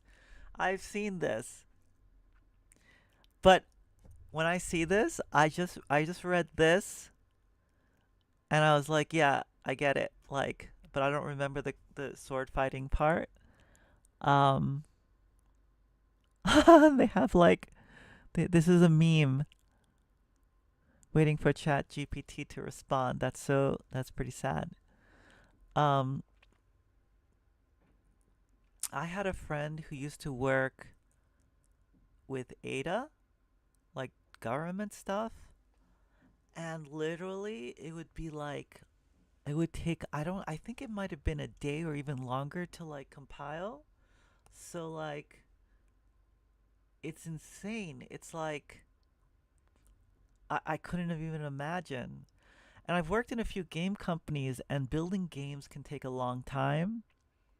It's kind of like, because it's pulling in all the art, everything. I really don't think they need to, but like they often end up, doing that way. So a release is really, really slow to get together.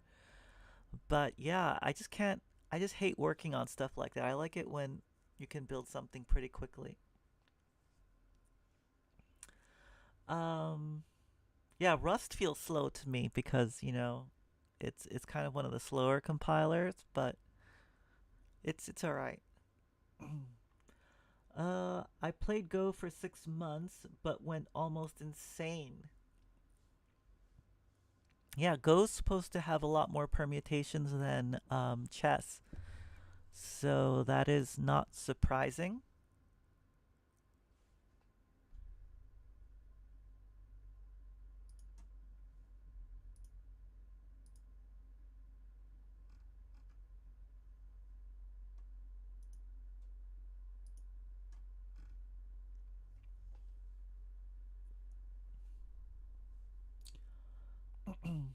But I was interested when I went to Japan.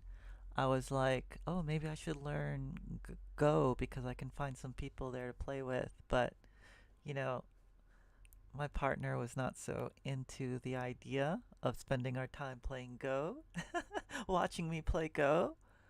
So that didn't happen. As far as I know, Pico says, Nix instantiate is very low level, not really used in general cases. Interesting. So what's the difference between that and build? Maybe build just calls Nix instantiate?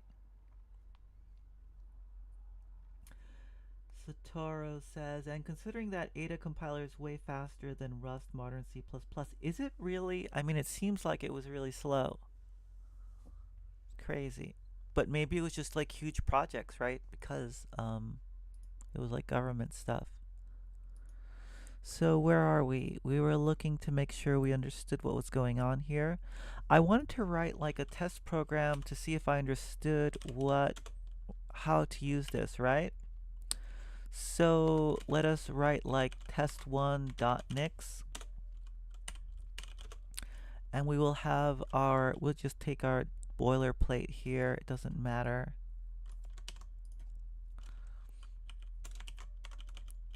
Um, right. And now I just want to know if I can use the write text and just make a file right here. So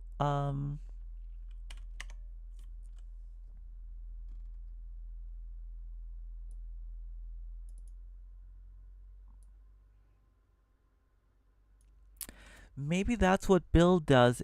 It's expecting like cross compiler for packages. Da, da, da, da. I wonder what it's expecting here.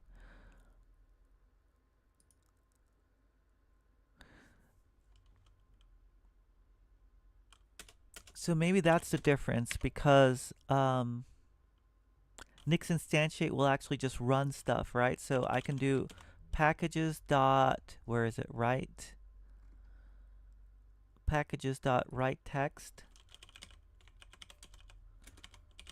Hello dot text. And I'll pass in something. Here is some text, right? So now we have, oh, we don't need this. So now we have, maybe this will work. Let's see.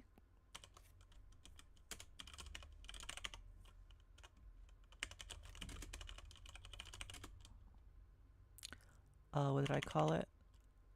Test1.nix.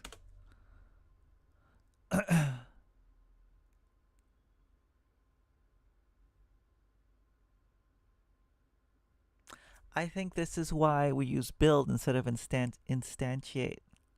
Look at this thing. It's going like on an endless, infinite like loop.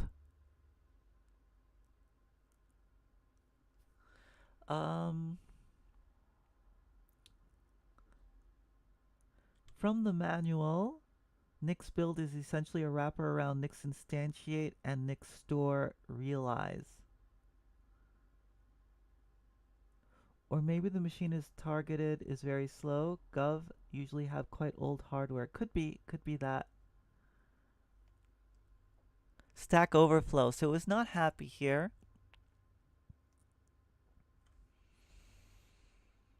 Use standard env tests instead pass-through is a make derivation detail. So we should probably go back to how they want us to do this. And the standard way you do that is you have a new file that like test would actually be like this. It would take in the, what would it need? Packages dot write text.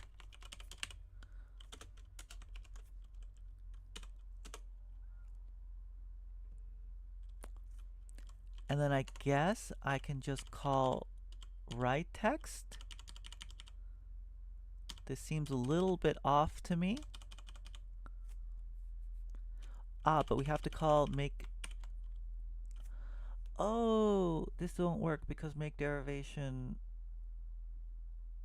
Yeah. I have no idea how we're supposed to call write text.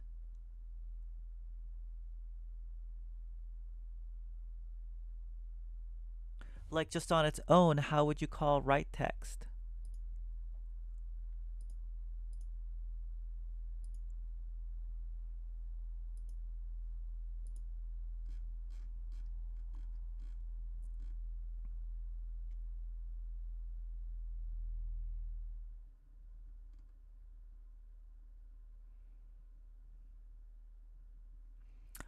Maybe there was an example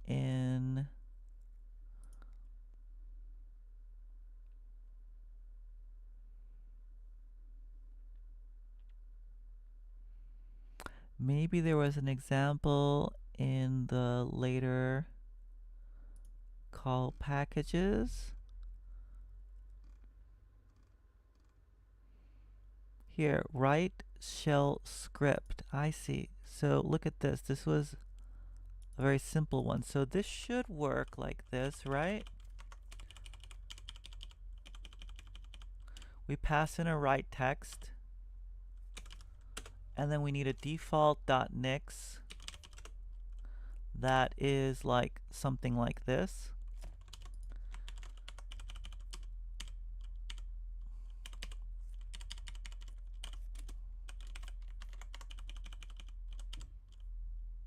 I don't have a default.nix here, right? Yeah. All right.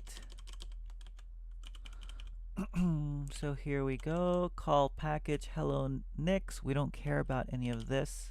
We're not overloading anything. And then call package hello nix. So oh, but it's not hello nix. It's test1.nix. Okay, so I think that works. And then here, whoops, test1.nix is gonna take write text and call package is gonna fill that out. So let's see if that works. I saved everything, right? Yep. Nix build. I don't think I have to pass anything. There we go. So it did make a hello text.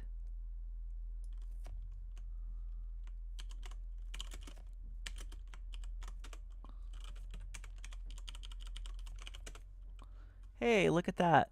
Here is some text. All right, so we do, I guess that's how it works. I'm kind of wondering why we can't actually just use it in here, but it's probably some permissions thing, like call package set stuff up so that it can do it, but it's magic to me. Use something that imports the Nix packages. Sorry, I don't understand, Pico. Was that for something? Holy crap, this is like taking longer than my Nix solutions for Advent of Code. This is so slow. I feel like I'm building like a whole operating system. This is like building Linux. It's crazy.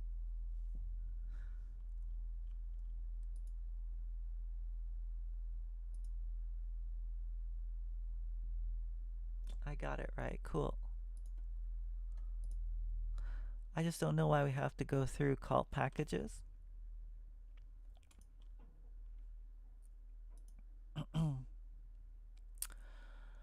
So where was I? I wanted to make sure I understood. Oops, I've gone too far. I wanted to make sure I understood. Where were we? Here. Wanted to make sure I understood this file that we wrote. So this we understand now, right? This will write this file and return the path probably to that file here, because that's what we saw when we ran our code. And then we have cross compiler for host packages. So it's taking a parameter, and you can see here that when we call it, it's calling our cross compiler for function, and it's passing the package we want it to run on. That's why it's the host package. All of these names come from up here, right? And cross packages is part of Nix packages. It's under Nix packages.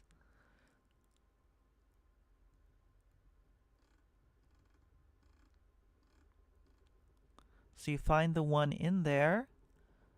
We pass in as a parameter the host platform, and then the host platform will have commands like run command cc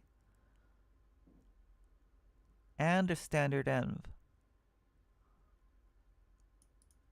which means, let me start a Nix REPL again. There was that like neat little cheat sheet here. Nix REPL. This will automatically load in Nix packages. which means we should have available to us cross pack, whatever it's called, cross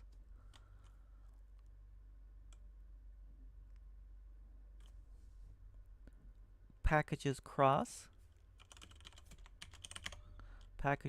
dot Raspberry Pi, right? And then here we have run command cc. So there's quite a bit of things here available.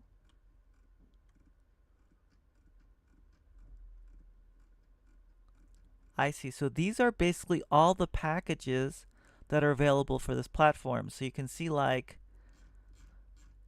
I'm guessing it has like Helix, for example, the editor I'm using. Yeah, there it goes. So I can run my editor. So this is just packages, but for this other platform. And so run command cc is just one of those things. It's a function. And that function takes something. I wonder if we can find out what this is.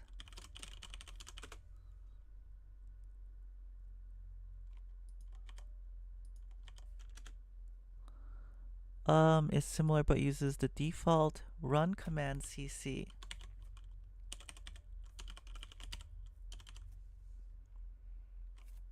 I think it's still loading. There we go.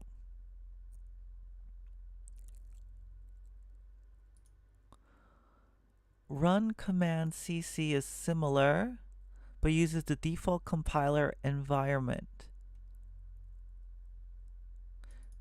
Okay.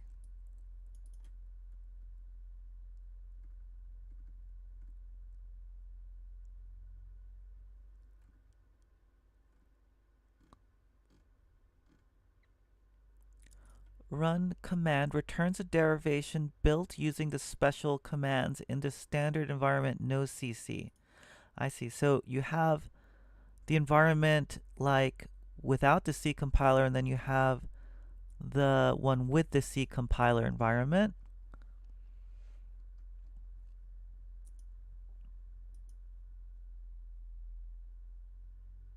Yeah, I'm running and compiling on the same machine. Last time I built the Linux kernel for my old machine, it took around 20 minutes. Well, maybe these guys should have like gave a little warning that said like, you know, this might take a while. But you know, I'm making good use of my time. I'm trying to figure out to make sure I understand what's going on here. All right, so what was it that it takes as a string? String attribute set string. The derivation's name, parameters to the derivation, and the build command. So here's the derivation name, parameters to the derivation, and here's the build command. So it's going to run this in this basic C compiler environment. So it's kind of like running it in a shell. And that's why it probably defines cc as an environment variable. Let's see, does it say that?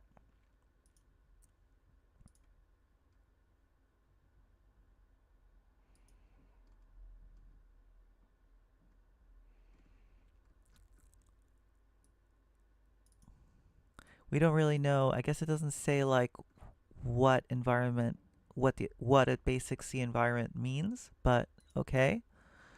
We'll assume that cc is always available in cc and out are probably defined in all environments.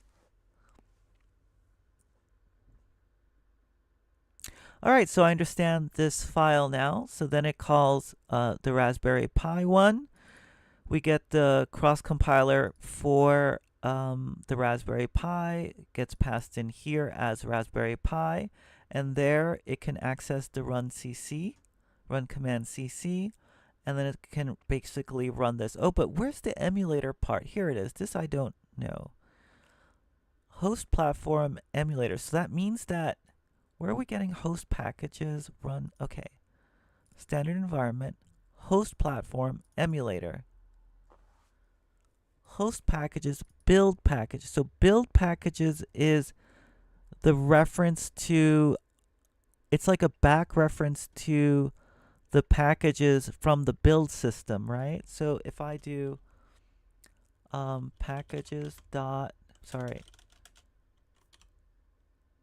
packages cross dot Raspberry Pi dot build packages. Now I'm back to my build machine. This is me now. And I guess I have stuff in here, right? Like whatever it is. Like my Helix thing. Yeah. Cool. So I can always get back to my build packages from the host system.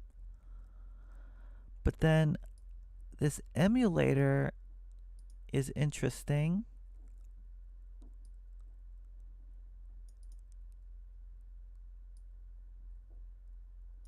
So the emulator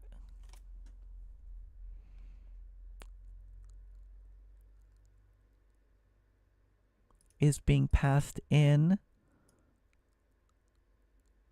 our build system, so it knows like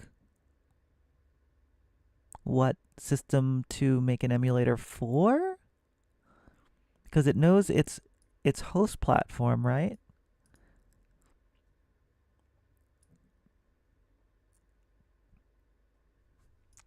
Let's see if we can figure out what emulator is.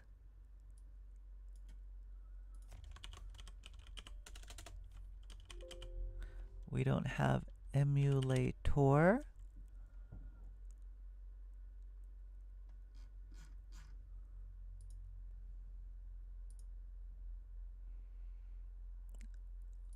I don't know what these are. Spawning emulator instances. Interesting.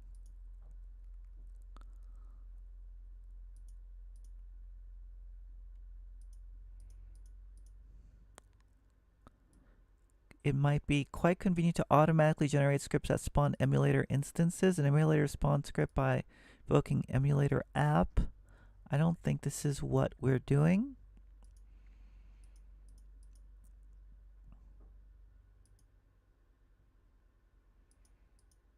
Yeah, I don't know what host platform emulator is. So this would be packages cross dot Raspberry Pi dot standard environment dot host platform dot emulator. Yeah, so what is that function? What is that emulator function?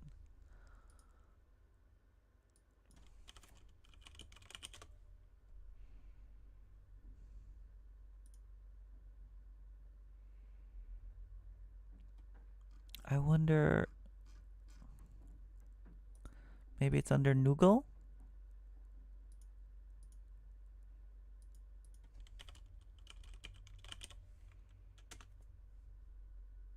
Nope.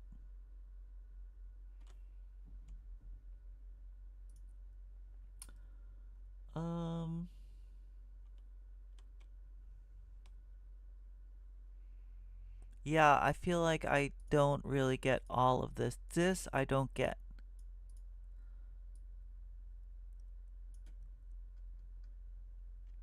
But it's cool, like, I mean, I get the idea is that it's going to run an emulator for this host, the target platform, right? Um, given this my build machine platform.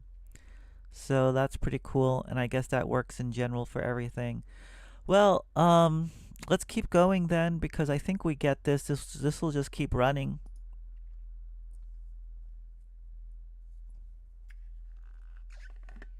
We're almost at the end.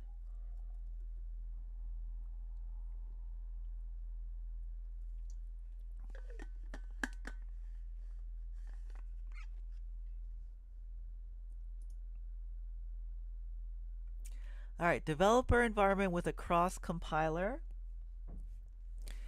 In the tutorial for declarative reproducible environments, I remember doing that, we looked at how Nix helps us provide tooling and system libraries for our project. It's also possible to provide an environment with a compiler configured for cross-compilation to static binaries using Muzzle. Given we have a shell.nix, this is feeling like math now. Given we have a shell.nix. So here's a shell.nix.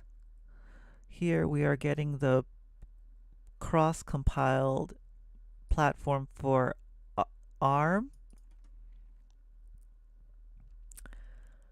Call package is needed due to pull. Oh, great. Great. Let's see the argument going on here.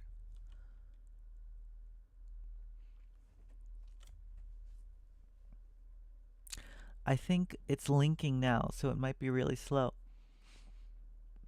Oh yeah, isn't it linking? Stripping. I don't know what it's doing, but it feels like it's linking because I see a whole bunch of datos. Darwin, fix Darwin cross infinite recursion. Oh my god.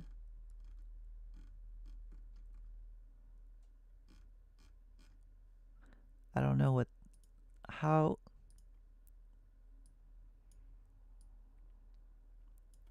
Call package is needed due to infinite recursion. Okay. Packages dot packages static.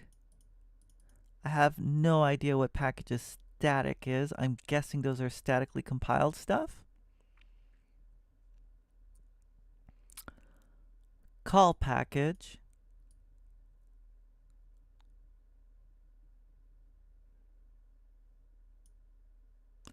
And what's it being passed here?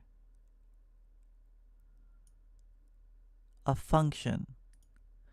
This is a function that takes in an attribute set with.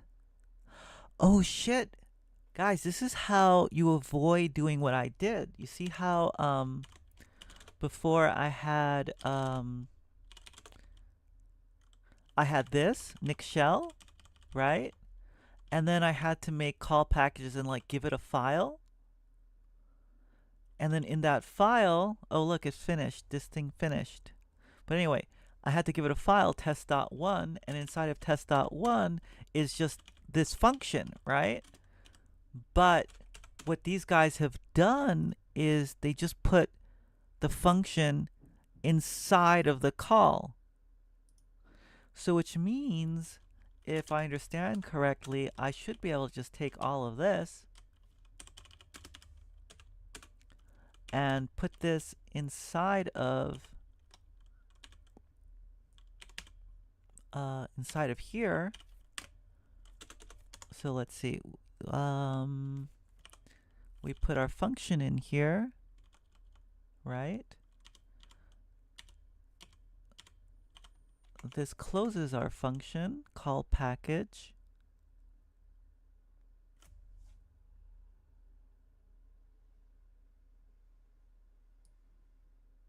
Make shell blah blah blah, then it closes. And then it gets passed in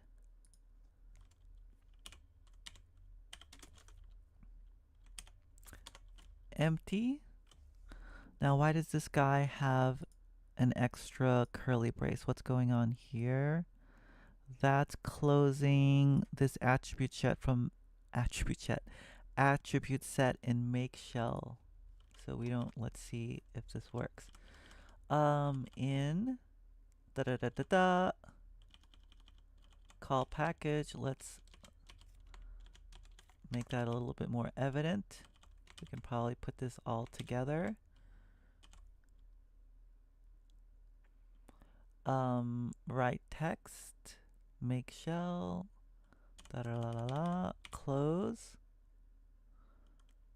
I think this looks legitimate. And then I should be able to just build this. Let's see if that works. Expecting semi. Okay, yeah. In.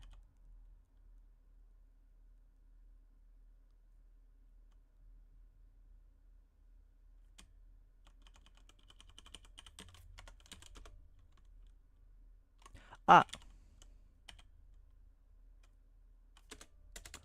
This has to close. Because this one closes this one, right? No? Yeah. And write text. I don't know if write text call package needs. I think call package needs this.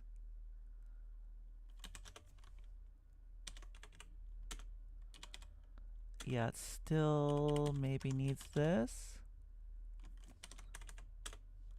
There we go. And then here is my file. There we go. Here is some text. All right, this is really cool. This shorthand is really nice. I will yeah, it's really ugly, but I'm going to save this in our gist. Cheat sheet. Let's make another little tip here. Maybe it's not a tip. Making a library, common headers, Nix packages. Let's just put it in the beginning. We can reorder stuff later, right? So it's like call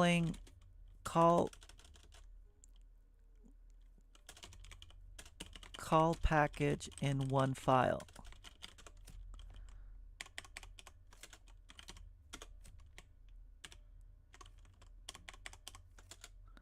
There we go. Call package in one file. That's pretty cool. All right. So here we go. It created these two, Linux and Ming. This must be the Raspberry one, right?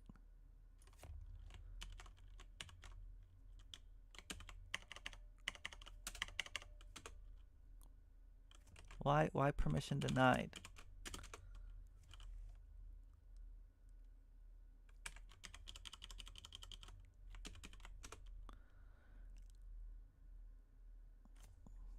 No such file. I don't understand.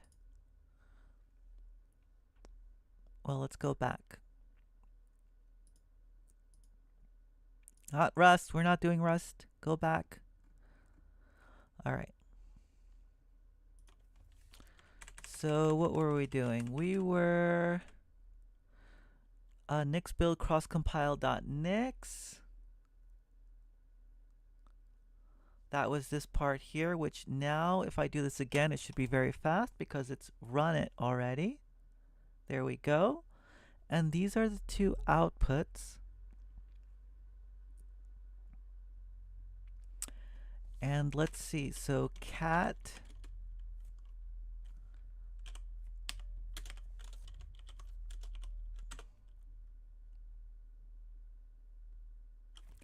interesting. So how should I understand this?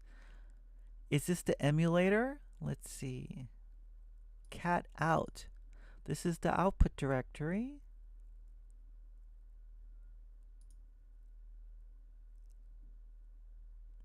Oh, we've already run it. Run the compiled program using user emulation. I see. So we've already run it, and then we outputted it to the file. So shouldn't I be able to cat this file myself? Like, I don't understand why it's not working. Oh, did I just type it in wrong?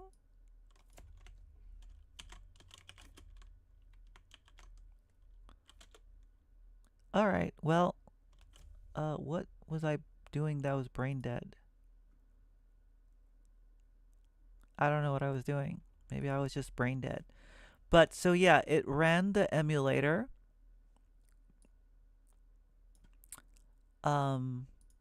for hello, this program we compiled, and then it did the output. It redirected output to this file out, which is the result basically of this derivation. And so both of them worked. Wow, that's crazy. So I'm guessing now, if I change this file, what was the file called? Cross compile? Like new test, then my understanding is this won't have to recompile everything, right? This will just, because we already have all the C compiler environment now that we've had to set up for Raspberry and for ARM. So now we should just be able to do nix build again, and it should be much faster.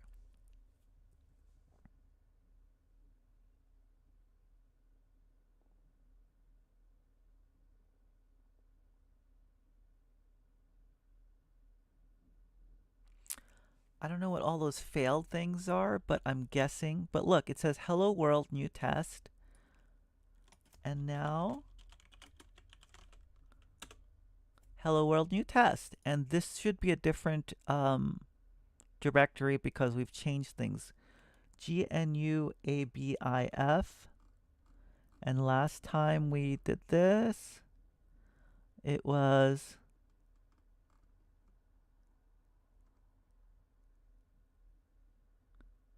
oh, is it the same thing? It shouldn't be. Let's try this again. Yeah, that's still the old hello world, and this is the new hello world. So I guess the store hash here is different, even they're both the ARM ones. All right, I think we've figured out how this works. I think this emulator stuff is really cool. Does that make sense?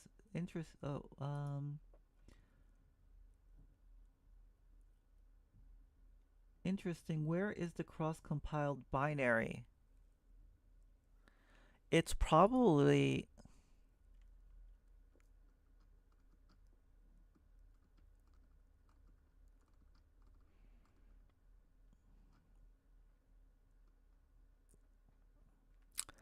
building DRV. These derivations will be built. So I think this is a directory. Oh, it's not a directory?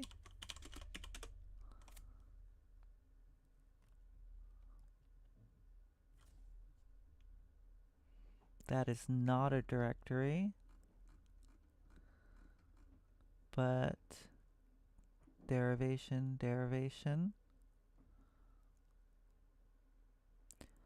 So maybe this is basically the equivalent of the executable that goes in here.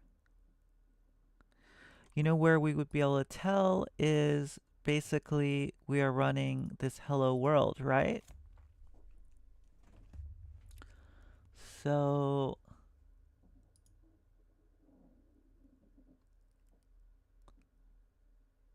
hello. This is the output hello. Cat out. Do you think we can just like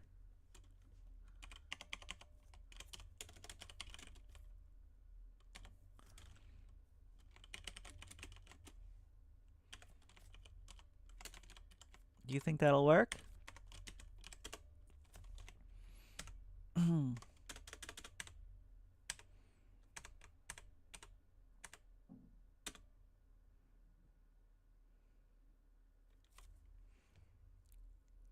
I saw it briefly. Where did it say it? Here I am, /build.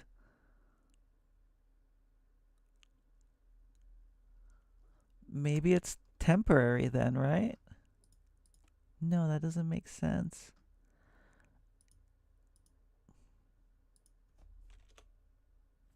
Maybe it's like just relative to itself. Because I don't think we have a slash build. It's probably like ephemeral to this build process.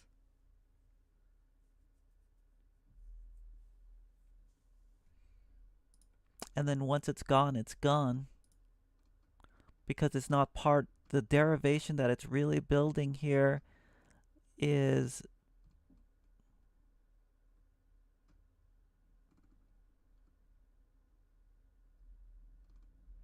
stuff that's an out. So, doesn't that mean I should be able to like put the binary into out? Right? Let's do that.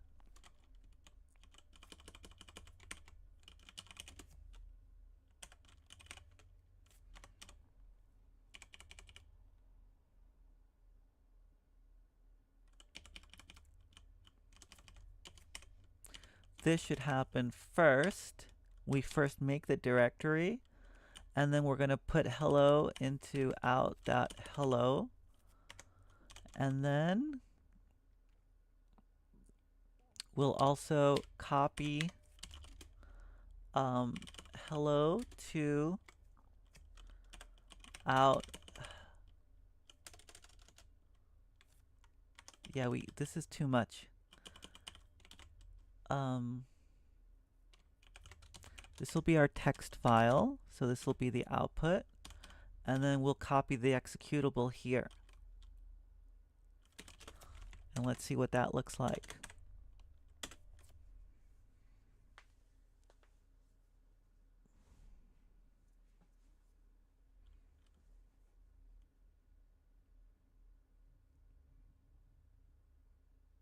Cannot stat hello. Why?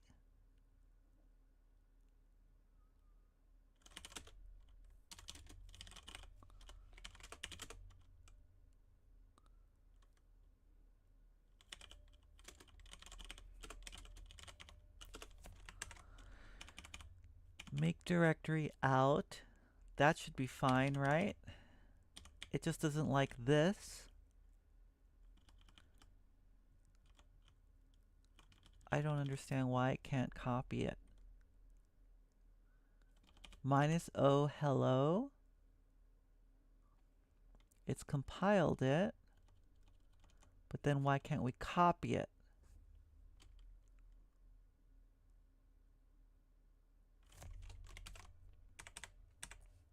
Like maybe I can get a better understanding here. Maybe like maybe I'm copying it wrong.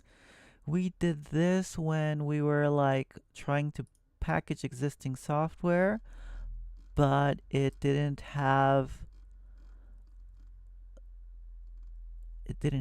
like some of the install phase, if you remember. So then we did like a copy inside of here.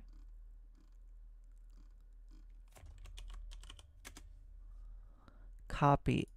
No, that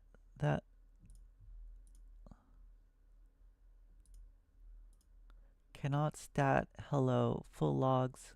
Let's look at this.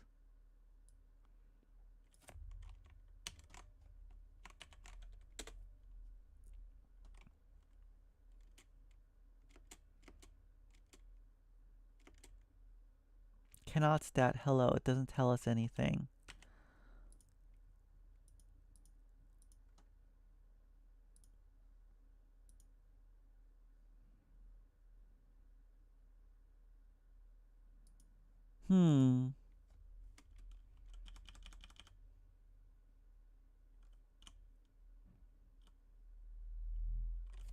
So does that mean we didn't create anything here? Yeah, I guess not. I guess I can't make a directory like this.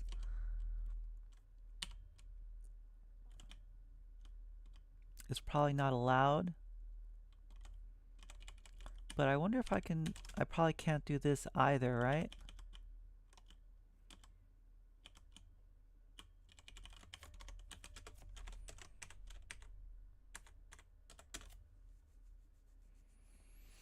Yeah, I guess that won't work.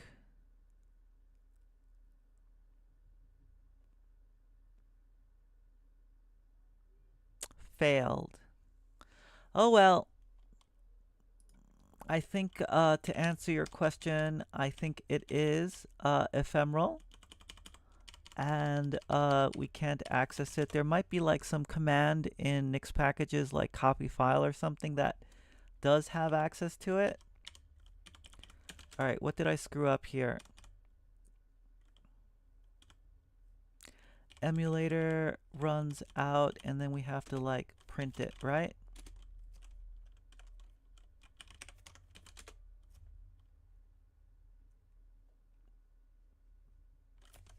I think that will get us back to a working system. Yep. All right, sorry for that detour.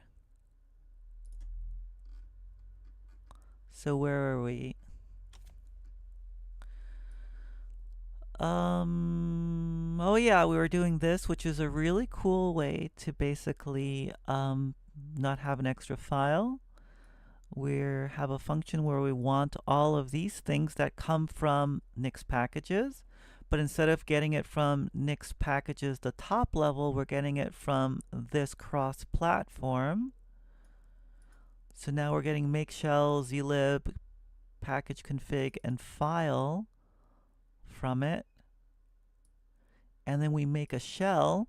So make shell is going to be a shell for the target platform. Does that mean we're going to get a shell on another platform? What?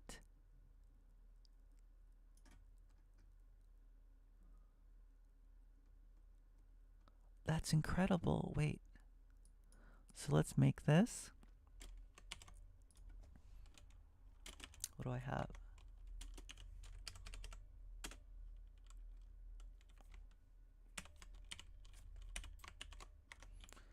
All right. So here we go. We have we are grabbing the release 2311. We're getting it for Arch.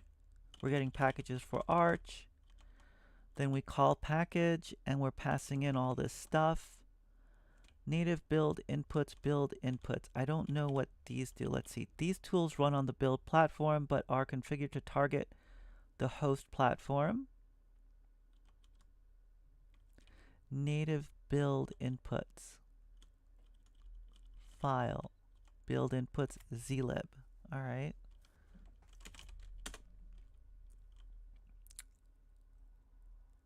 And then they want a hello.c. Did we already make one of those? No, we haven't. Oh, let's just copy this. I don't really need to practice writing C code.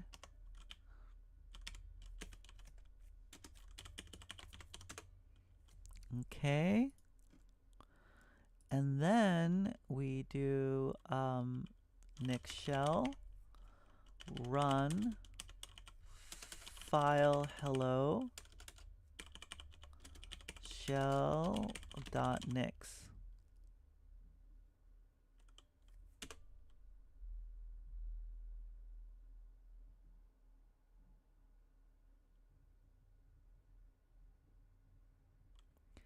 Ah, it's gonna like tell us file is the file utility that tells us more about a file.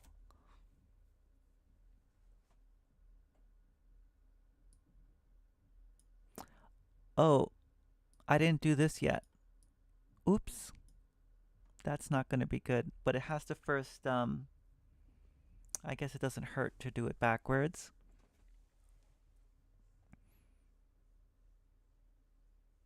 It's just going to fail because there won't be a hello dot, there won't be a hello executable file. So file is going to say, I don't know what you're talking about.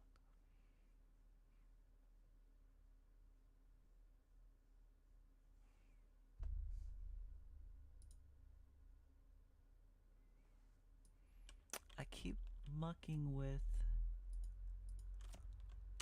trying to get chat working. And sometimes it does and sometimes it doesn't. I just can't figure it out.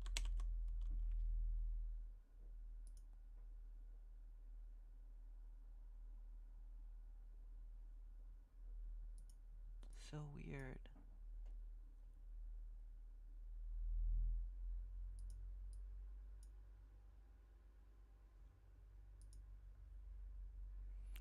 Oh my god, is it rebuilding stuff?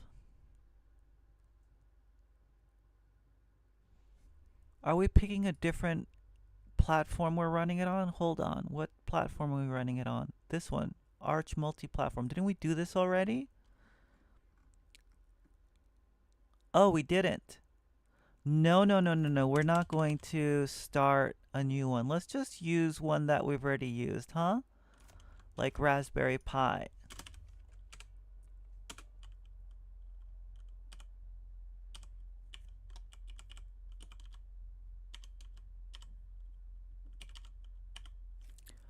Raspberry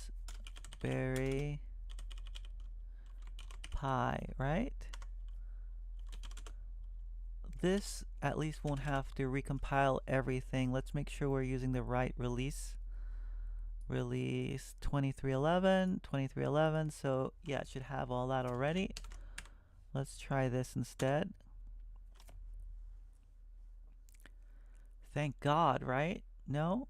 I hope it's not running everything again. Maybe it has to compile some of these tools.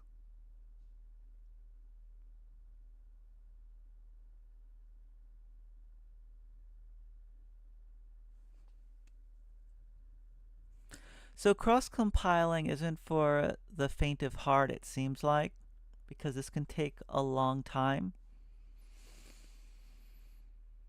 Unbelievable.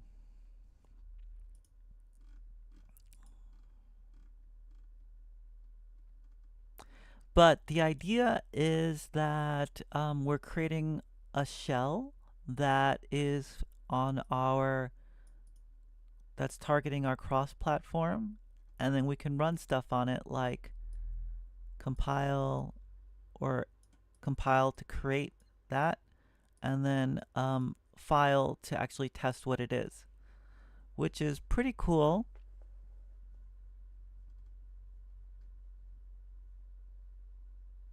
Oh, look at this. A detailed explanation how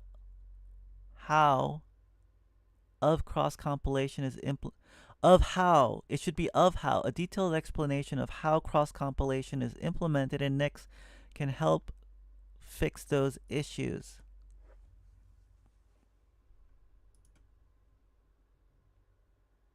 I see, it's in the reference manual.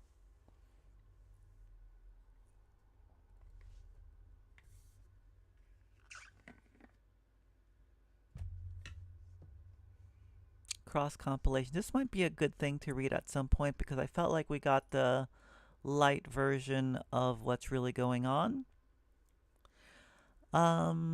Let's see. Do we want to let this keep running or not? I think we get the idea. What I'm kind of curious about is instead of passing in run, do you think we can just like Nix shell and then we can just like be in a cross-platform shell? Does that seem like magic to you? It sounds kind of crazy, doesn't it?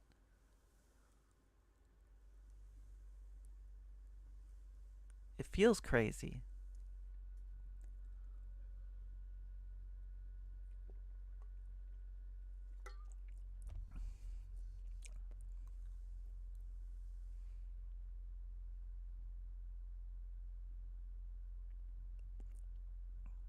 So much here.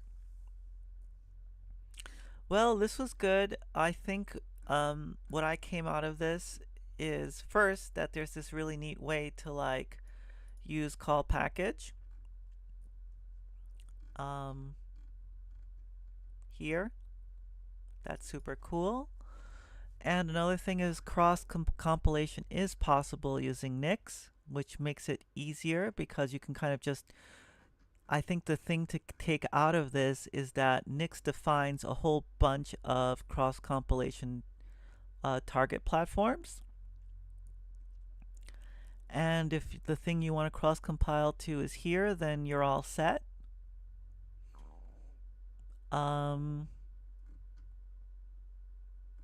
If you want to know what your platform is, there's a program called config guest that you can get. And you just run this, just copy this command here, and it'll tell you what platform you are on. And as we tried before, mine is x86-64 PC Linux GNU. So this is the CPU. This is the vendor. I guess this was the OS. And this is the ABI, which is like compatibility for calling binaries. And I think it was the vendor and ABI are often omitted and out. So the important thing here is x86-64 Linux.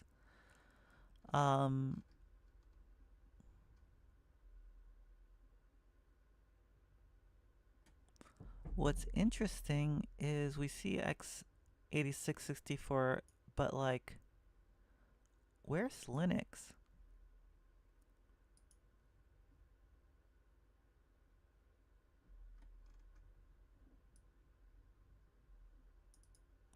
Platform config string. So to get the platform config string, you actually call this. And that's what I think you would actually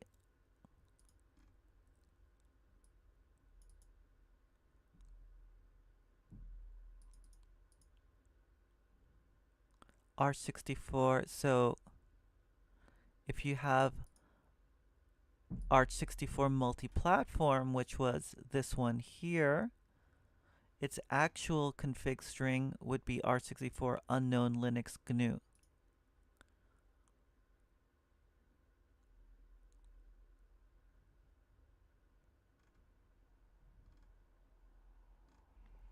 And then when we're actually trying to call, we don't say Arch64, multi-platform, we actually pass in the real config. So even though there are names here, you don't use these. You would use like the name that comes from its config. But we did use Raspberry Pi, so let's see what this one was.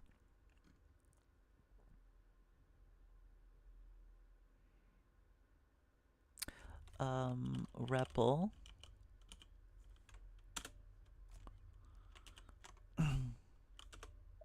Oops, that's not what I wanted to do. I wanted to run, what's it called? Packages cross Raspberry Pi standard environment dot host platform dot config. Oh, so weird. ARM 6 da la la la la. So does this mean I could use this?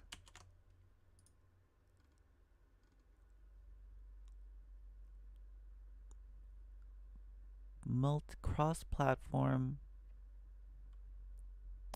build platform. I see. So if we needed to pass a config, we use the config here. But when we're able to dereference the cross package, then we don't, because you see, for example, here we're just dereferencing it, so we don't need to get this unknown Linux GNU thing. But if we were using it as a config option in build, then we need to find it. Does that make sense? I didn't really get that nuance when I was first reading it the first time. Well, I guess that kind of covers it. I'm still waiting for this thing to build, but I don't think there's much else to do here. What you guys think of cross compilation? Did it make sense? I feel like I half get it. I'm not really sure what I even don't get, but I think I like 3/4 get it now. So I think that's good, because if I have to do it next time, I'll know to come here, and I can probably like, what's the word? Find my way through. Waddle, waggle, muddle. Maybe it's muddle my way through.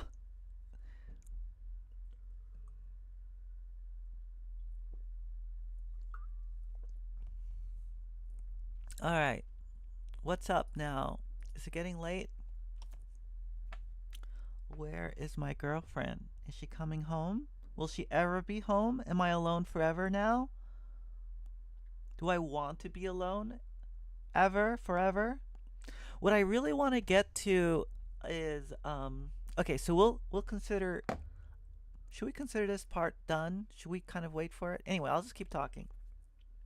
What I would really like to get to is the part where we actually get to NixOS, because I want to know like how to use NixOS. I don't know how much there is to know, but I guess I kind of want to know how to configure it, because I've been like running. You see, I'm running on NixOS here, but I don't even know how to use NixOS. I know there's like a, is it like, is it under etc. config? No, Nix. I have configuration Nix. Is this it?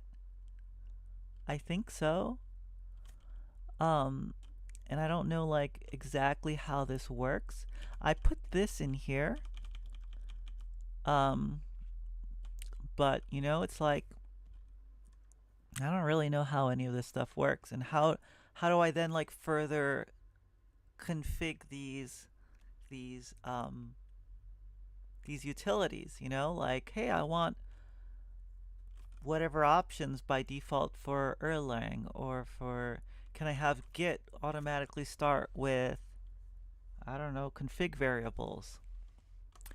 So I don't know anything about that, and it's kind of funny because I've been like learning Nix for a while now, and I don't know anything about Flakes. I don't know much about NixOS. So maybe we'll eventually get there. What is all this? What are all these guides?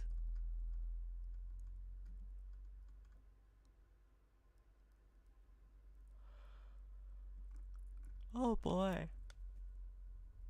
At least language stuff we kind of get, you know? At least the language stuff we kind of understand. Wait, what happened? Is it still compiling? Ah, yeah, it's still compiling. Keep compiling, go. But yeah, this is cool. And then I would love to learn how to make a Docker image from Nix.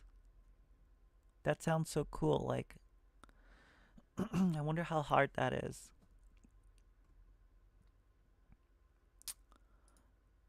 Module system. That probably will be pretty easy, I guess. So we're at cross compilation. We're going to do module system sometime. It looks like there's 2 parts. We'll be done with that, and then we'll go NixOS, and then we're kind of done. I feel like after NixOS, guides like these are just random stuff. So that'll be good, right?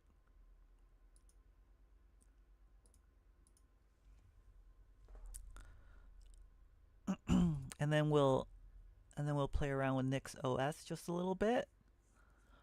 Maybe I'll even like install. Is it possible? Well, I don't know. I don't know. I was thinking like it'd be kind of cool to set up Nix on a brand new machine. Maybe I'll use like the Elgato thing and like show how I install it and everything. Wade? What do you mean, Wade? Where did you see Wade, Pico? I didn't catch that.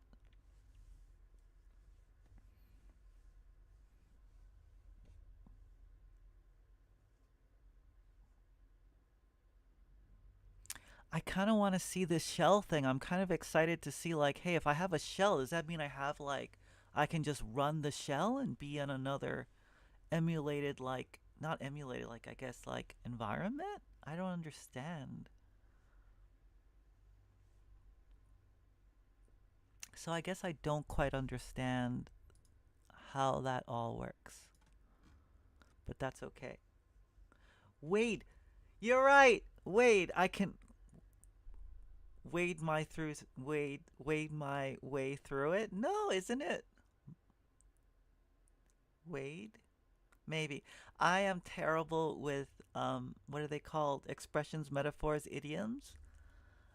And one would think I'm just not very good at English. No, I'm just really bad at idioms. It's just like I always say it backwards. I think it's like the tism. So there's that.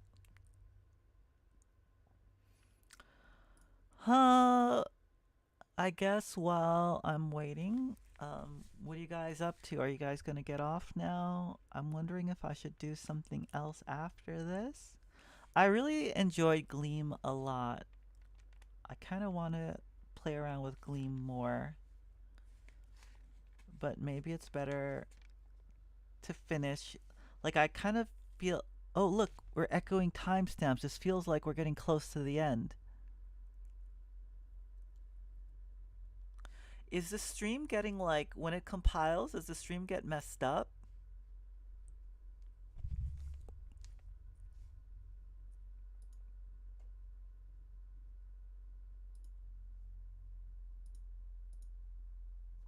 Because it's like I'm multi streaming, I'm compiling like whatever, an operating system.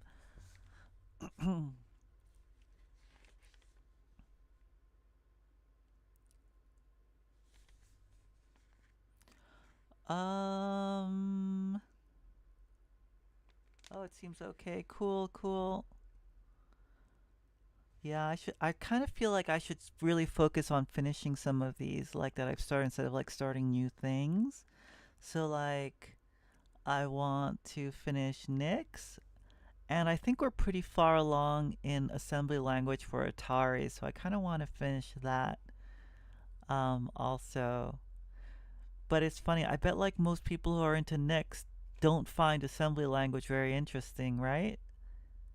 Like you guys are more on the Nix people, right? Like you don't care about assembly language on Atari 8-bit machines. Is that right, or am I just making just when I tried to follow along? What do you mean, Pika? What do you mean you tried to follow along? What didn't work?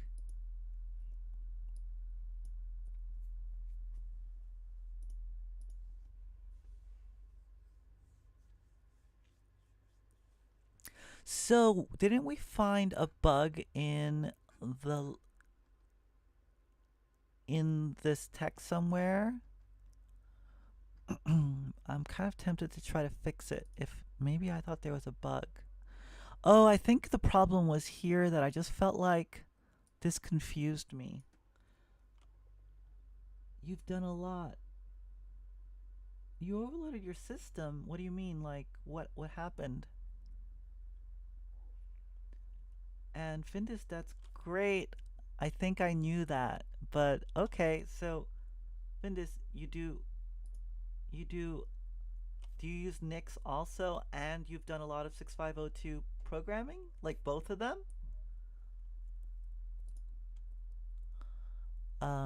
Yeah, I don't like this because I just got confused and now I'm looking at it, I feel really stupid for having been confused there, you know?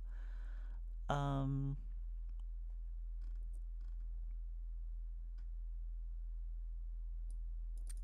I guess I feel like they've changed how they did it. Let's see here. So, let's see how they do it here.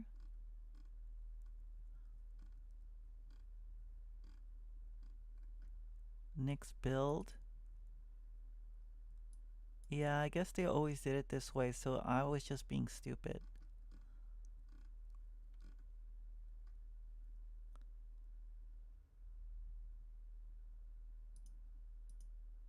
So I don't think there's anything to actually fix.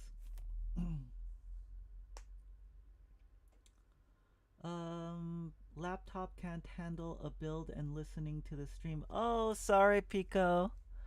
Ah,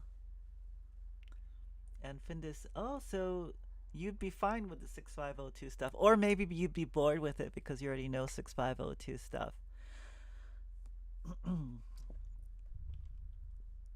God, when is this thing gonna be done? Do you think I need a new computer? it's not.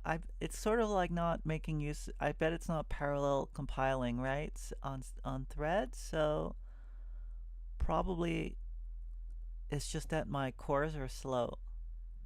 My cores are slow.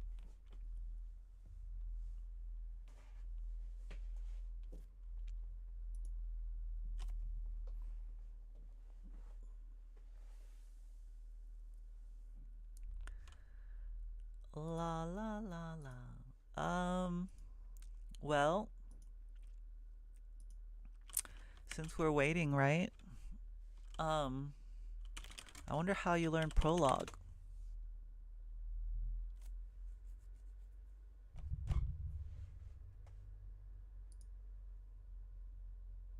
The specs of my machine, I have no idea. There must be. I'm running Windows, so it's like I don't know Windows that well.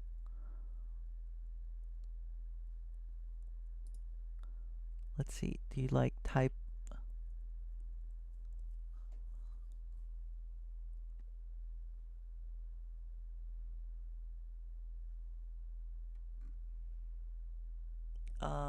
This PC, and I do like maybe about or something.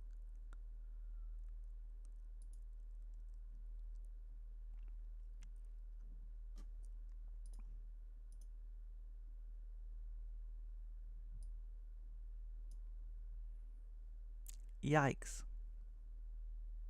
Okay, now my computer's like really slowing down.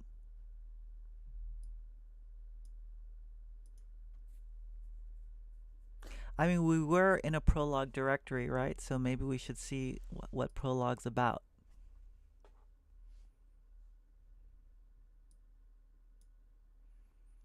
So I have a Ryzen 7, AMD Ryzen 7 3700X 8-core processor, 3.6 gigahertz.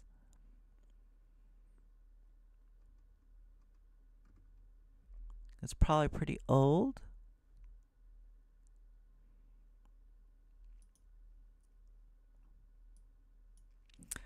I wonder what's the best way to learn Prolog online. Best way to learn Prolog.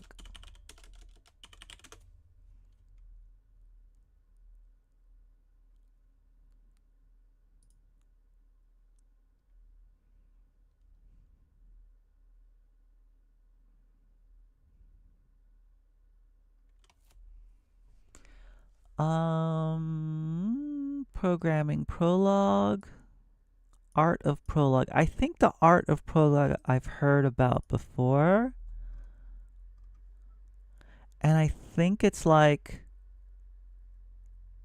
oh, this is Amazon. I think it's like no one's copywriting it anymore.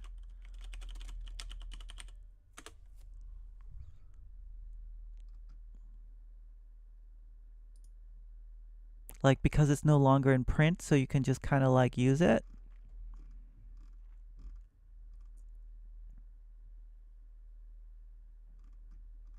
Hey, look, we're done. Hello cannot open hello. Yeah, that's because, remember, we didn't run it in order. Hey, we're finally back. Let's go back to this real quick. And, here we go. We needed to first compile hello .c. So remember, because it's been so long, we have a, we created a hello.c file, right? And now we're going to compile it. My native platform here is a x86 64-bit running Linux, but we're trying to cross-compile to Raspberry Pi. So in our default.nix, no, that wasn't default.nix, shell.nix. We defined it to be Raspberry Pi, and we make a shell under Raspberry Pi. So you see we make shell, We call make shell here, and that's when we can run this shell, and we pass in shell.nix as the file name. And now we're going to run hello cc hello.c -o hello. Hopefully this doesn't like take nearly as long as the last one. Look, it did it directly, right? So now we have a hello, but I shouldn't be able to run it because I'm not running Raspberry Pi.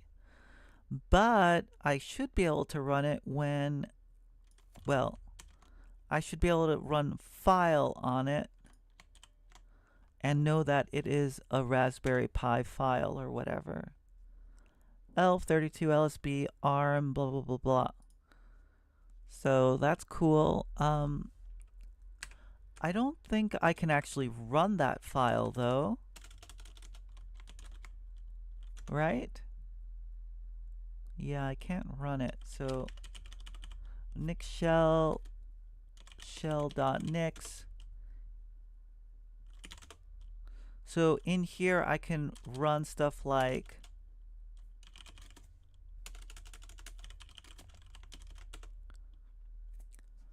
you can see that in this environment my C compiler is not the same, because if I exit the shell, right, where I entered the shell with that, now if I do echo cc, I'm back to my normal C compiler.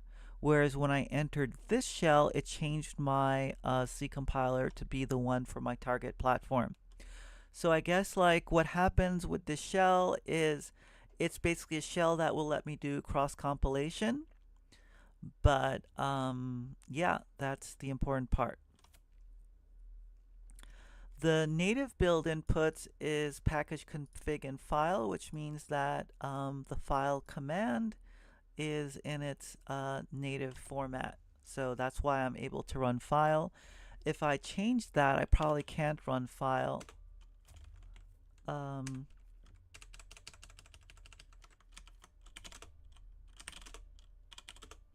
So if I got rid of this file here, then probably this thing won't work.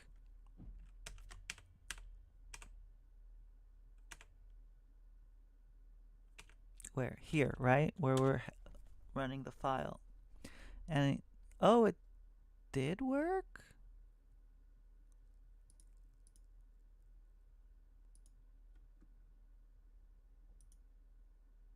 These tools run on the build platform but are configured to target the host platform. Alright, I don't really know what that means. So that stuff I don't get, but the rest of it made sense.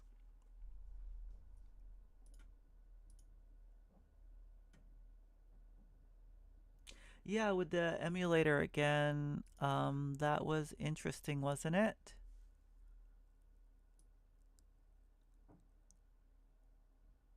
The emulator host packages, hello.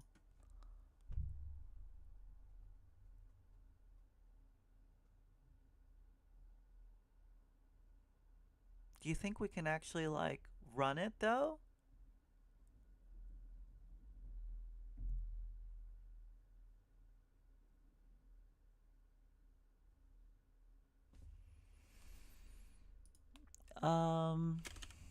Yeah, I don't want to get lost in that, I guess.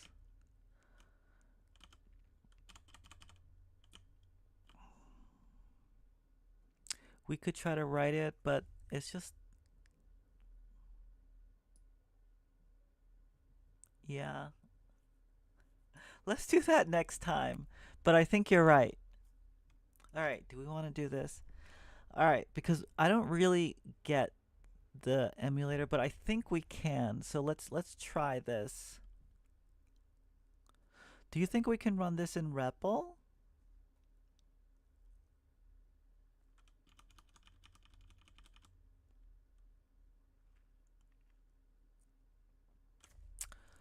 So what we can do here is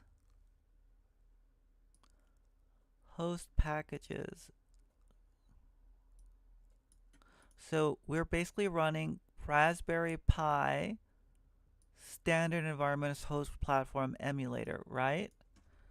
So let's see if we can do that here.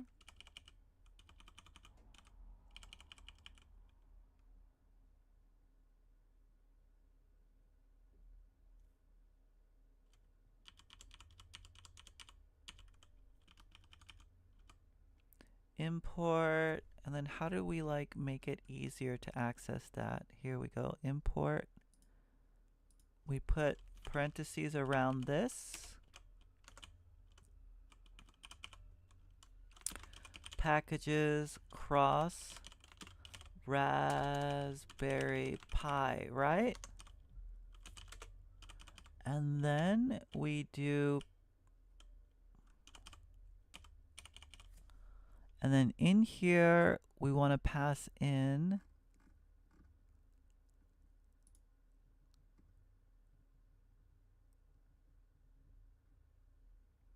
I think we want to pass in standard environment, right? And now in here we can call, let's move this back a little bit. This is really off. Standard environment. And then in standard environment we call standard environment dot host platform dot emulator host packages. Wait. We don't have host packages. This is the Raspberry Pi stuff. Build packages.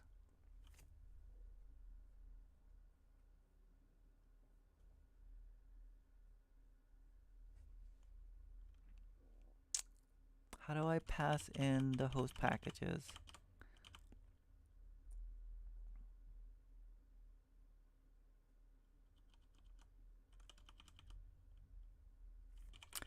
Maybe we have to do it this way, where we pass in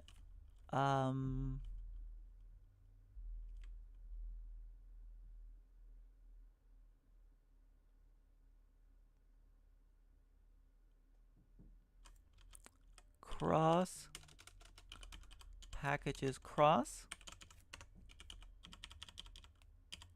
I think this should work if I understand this correctly.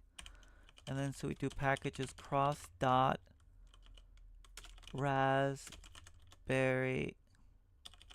Pi dot standard environment blah blah blah blah. Because this call package should be able to basically grab anything from packages and pass it as a parameter.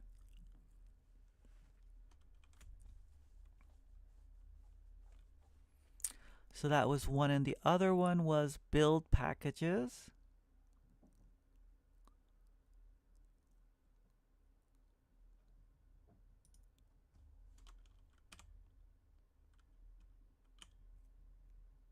Which is the same thing. Packages cross dot Raspberry Pi.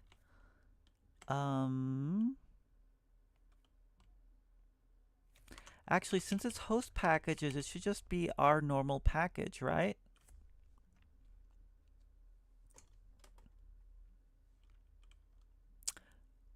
Let's just do it anyway. Raspberry Pi dot build packages. So it looks like I am Pico. We'll figure it out next time, right? On the REPL it evaluates 2.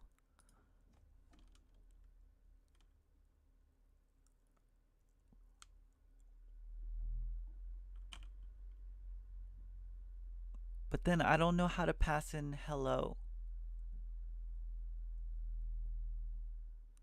I think that's where we have to do local files, which is a pain in the ass.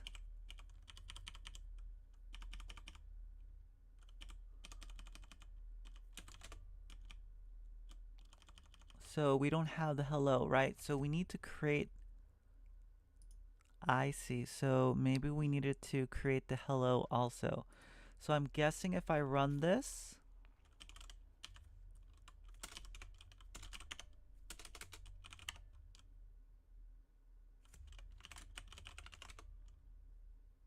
yeah, it doesn't know what hello is because obviously it can't access that.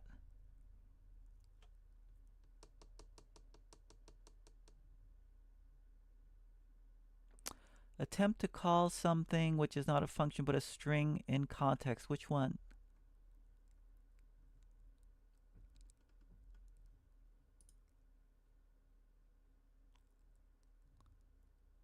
Packages cross Raspberry Pi.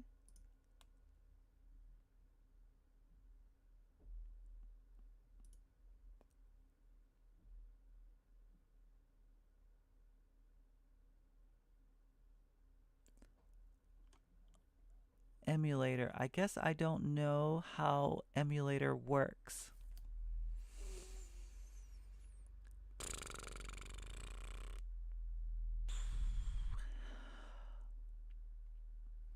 But remember we did local files before and that was like somehow a bit of a pain. Yeah, we had to use file sets or something like that.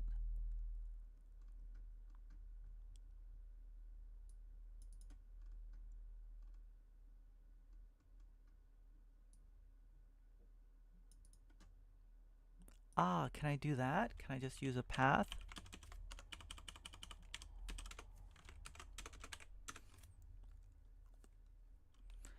It didn't like. Is the problem that you aren't building hello into default in that? Maybe.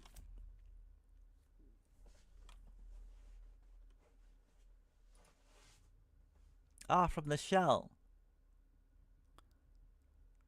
What, the emulator command? It doesn't have access to this, does it?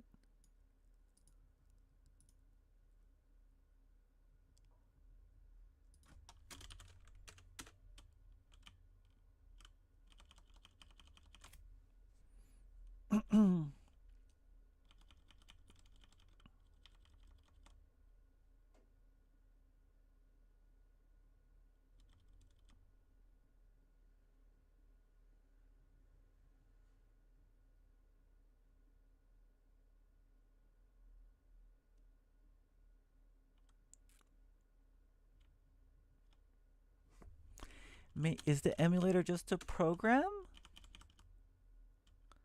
I don't really know, like, even what standard environment is. Oops, I got rid of it. Sorry. Um,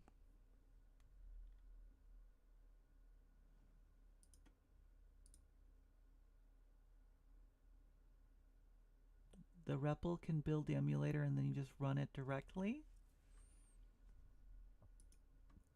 The REPL can build the emulator.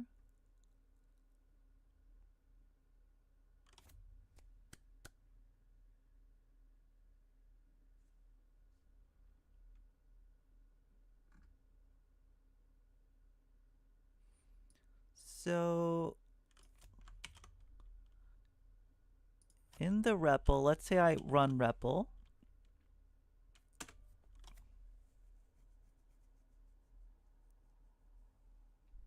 This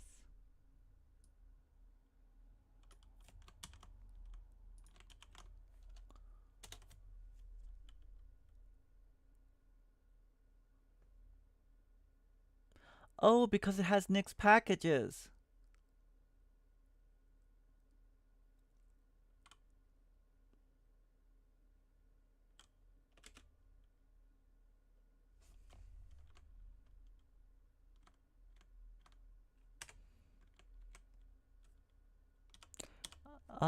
So you would run.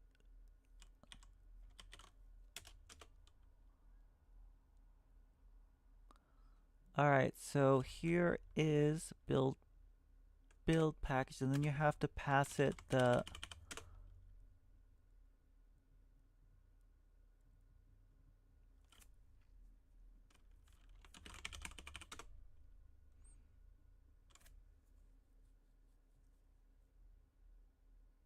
string. Sorry, what? It needs to be. Oh, you wanted to add the whole thing as a string for string interpolation.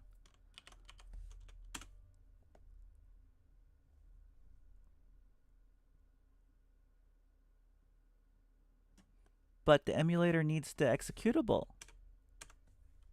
right? Doesn't it need this?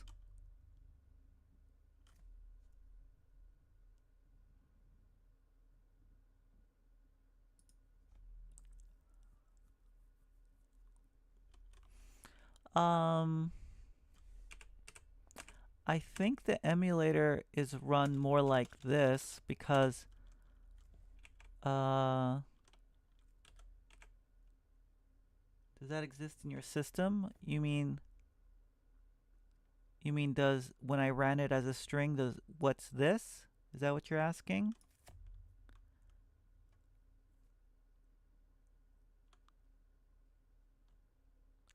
Ah, you're saying this is something? No. Oh, user program. Ha! I get it. I see what you mean. So you're basically saying, that's the path to the emulator because when we ran this string,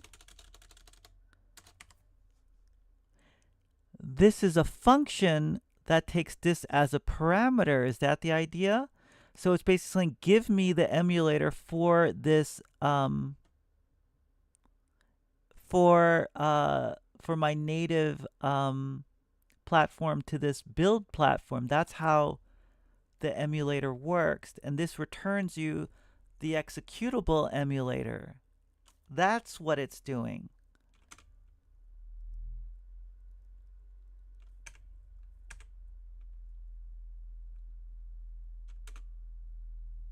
So yeah, you don't need strings, right? Like we could just run it like this and it returned it because this is the function, so it's taking in this function and it and this is its parameter. So I mean, like, you could change this to anything, like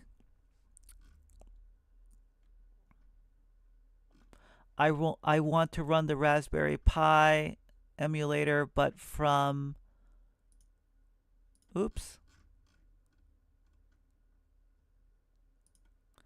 I mean, maybe some of these are not defined, right? Packages cross Arch 64 Android. Like maybe some of these don't exist. So here's like a different emulator, and this one I'm guessing I cannot run because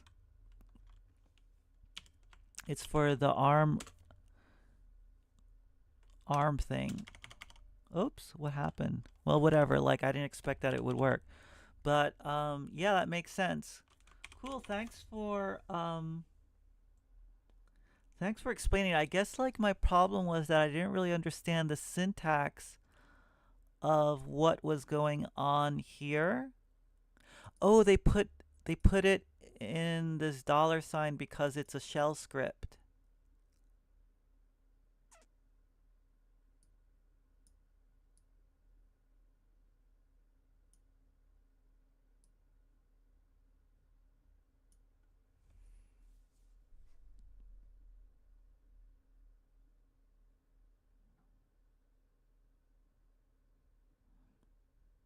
But I'm guessing that this is this actually a function or is this like an actual executable?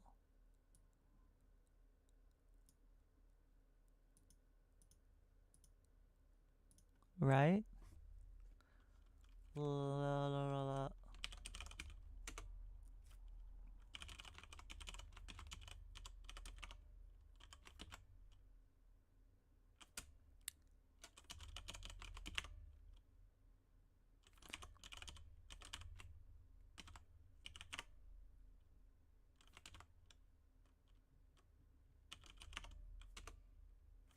So this, when it says lambda, that means it's a function, right? So I think it's a function. So this is a function. It's not an executable, and it takes this as a parameter.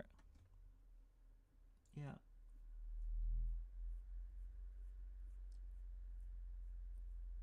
All right, great. That makes perfect sense then. Um,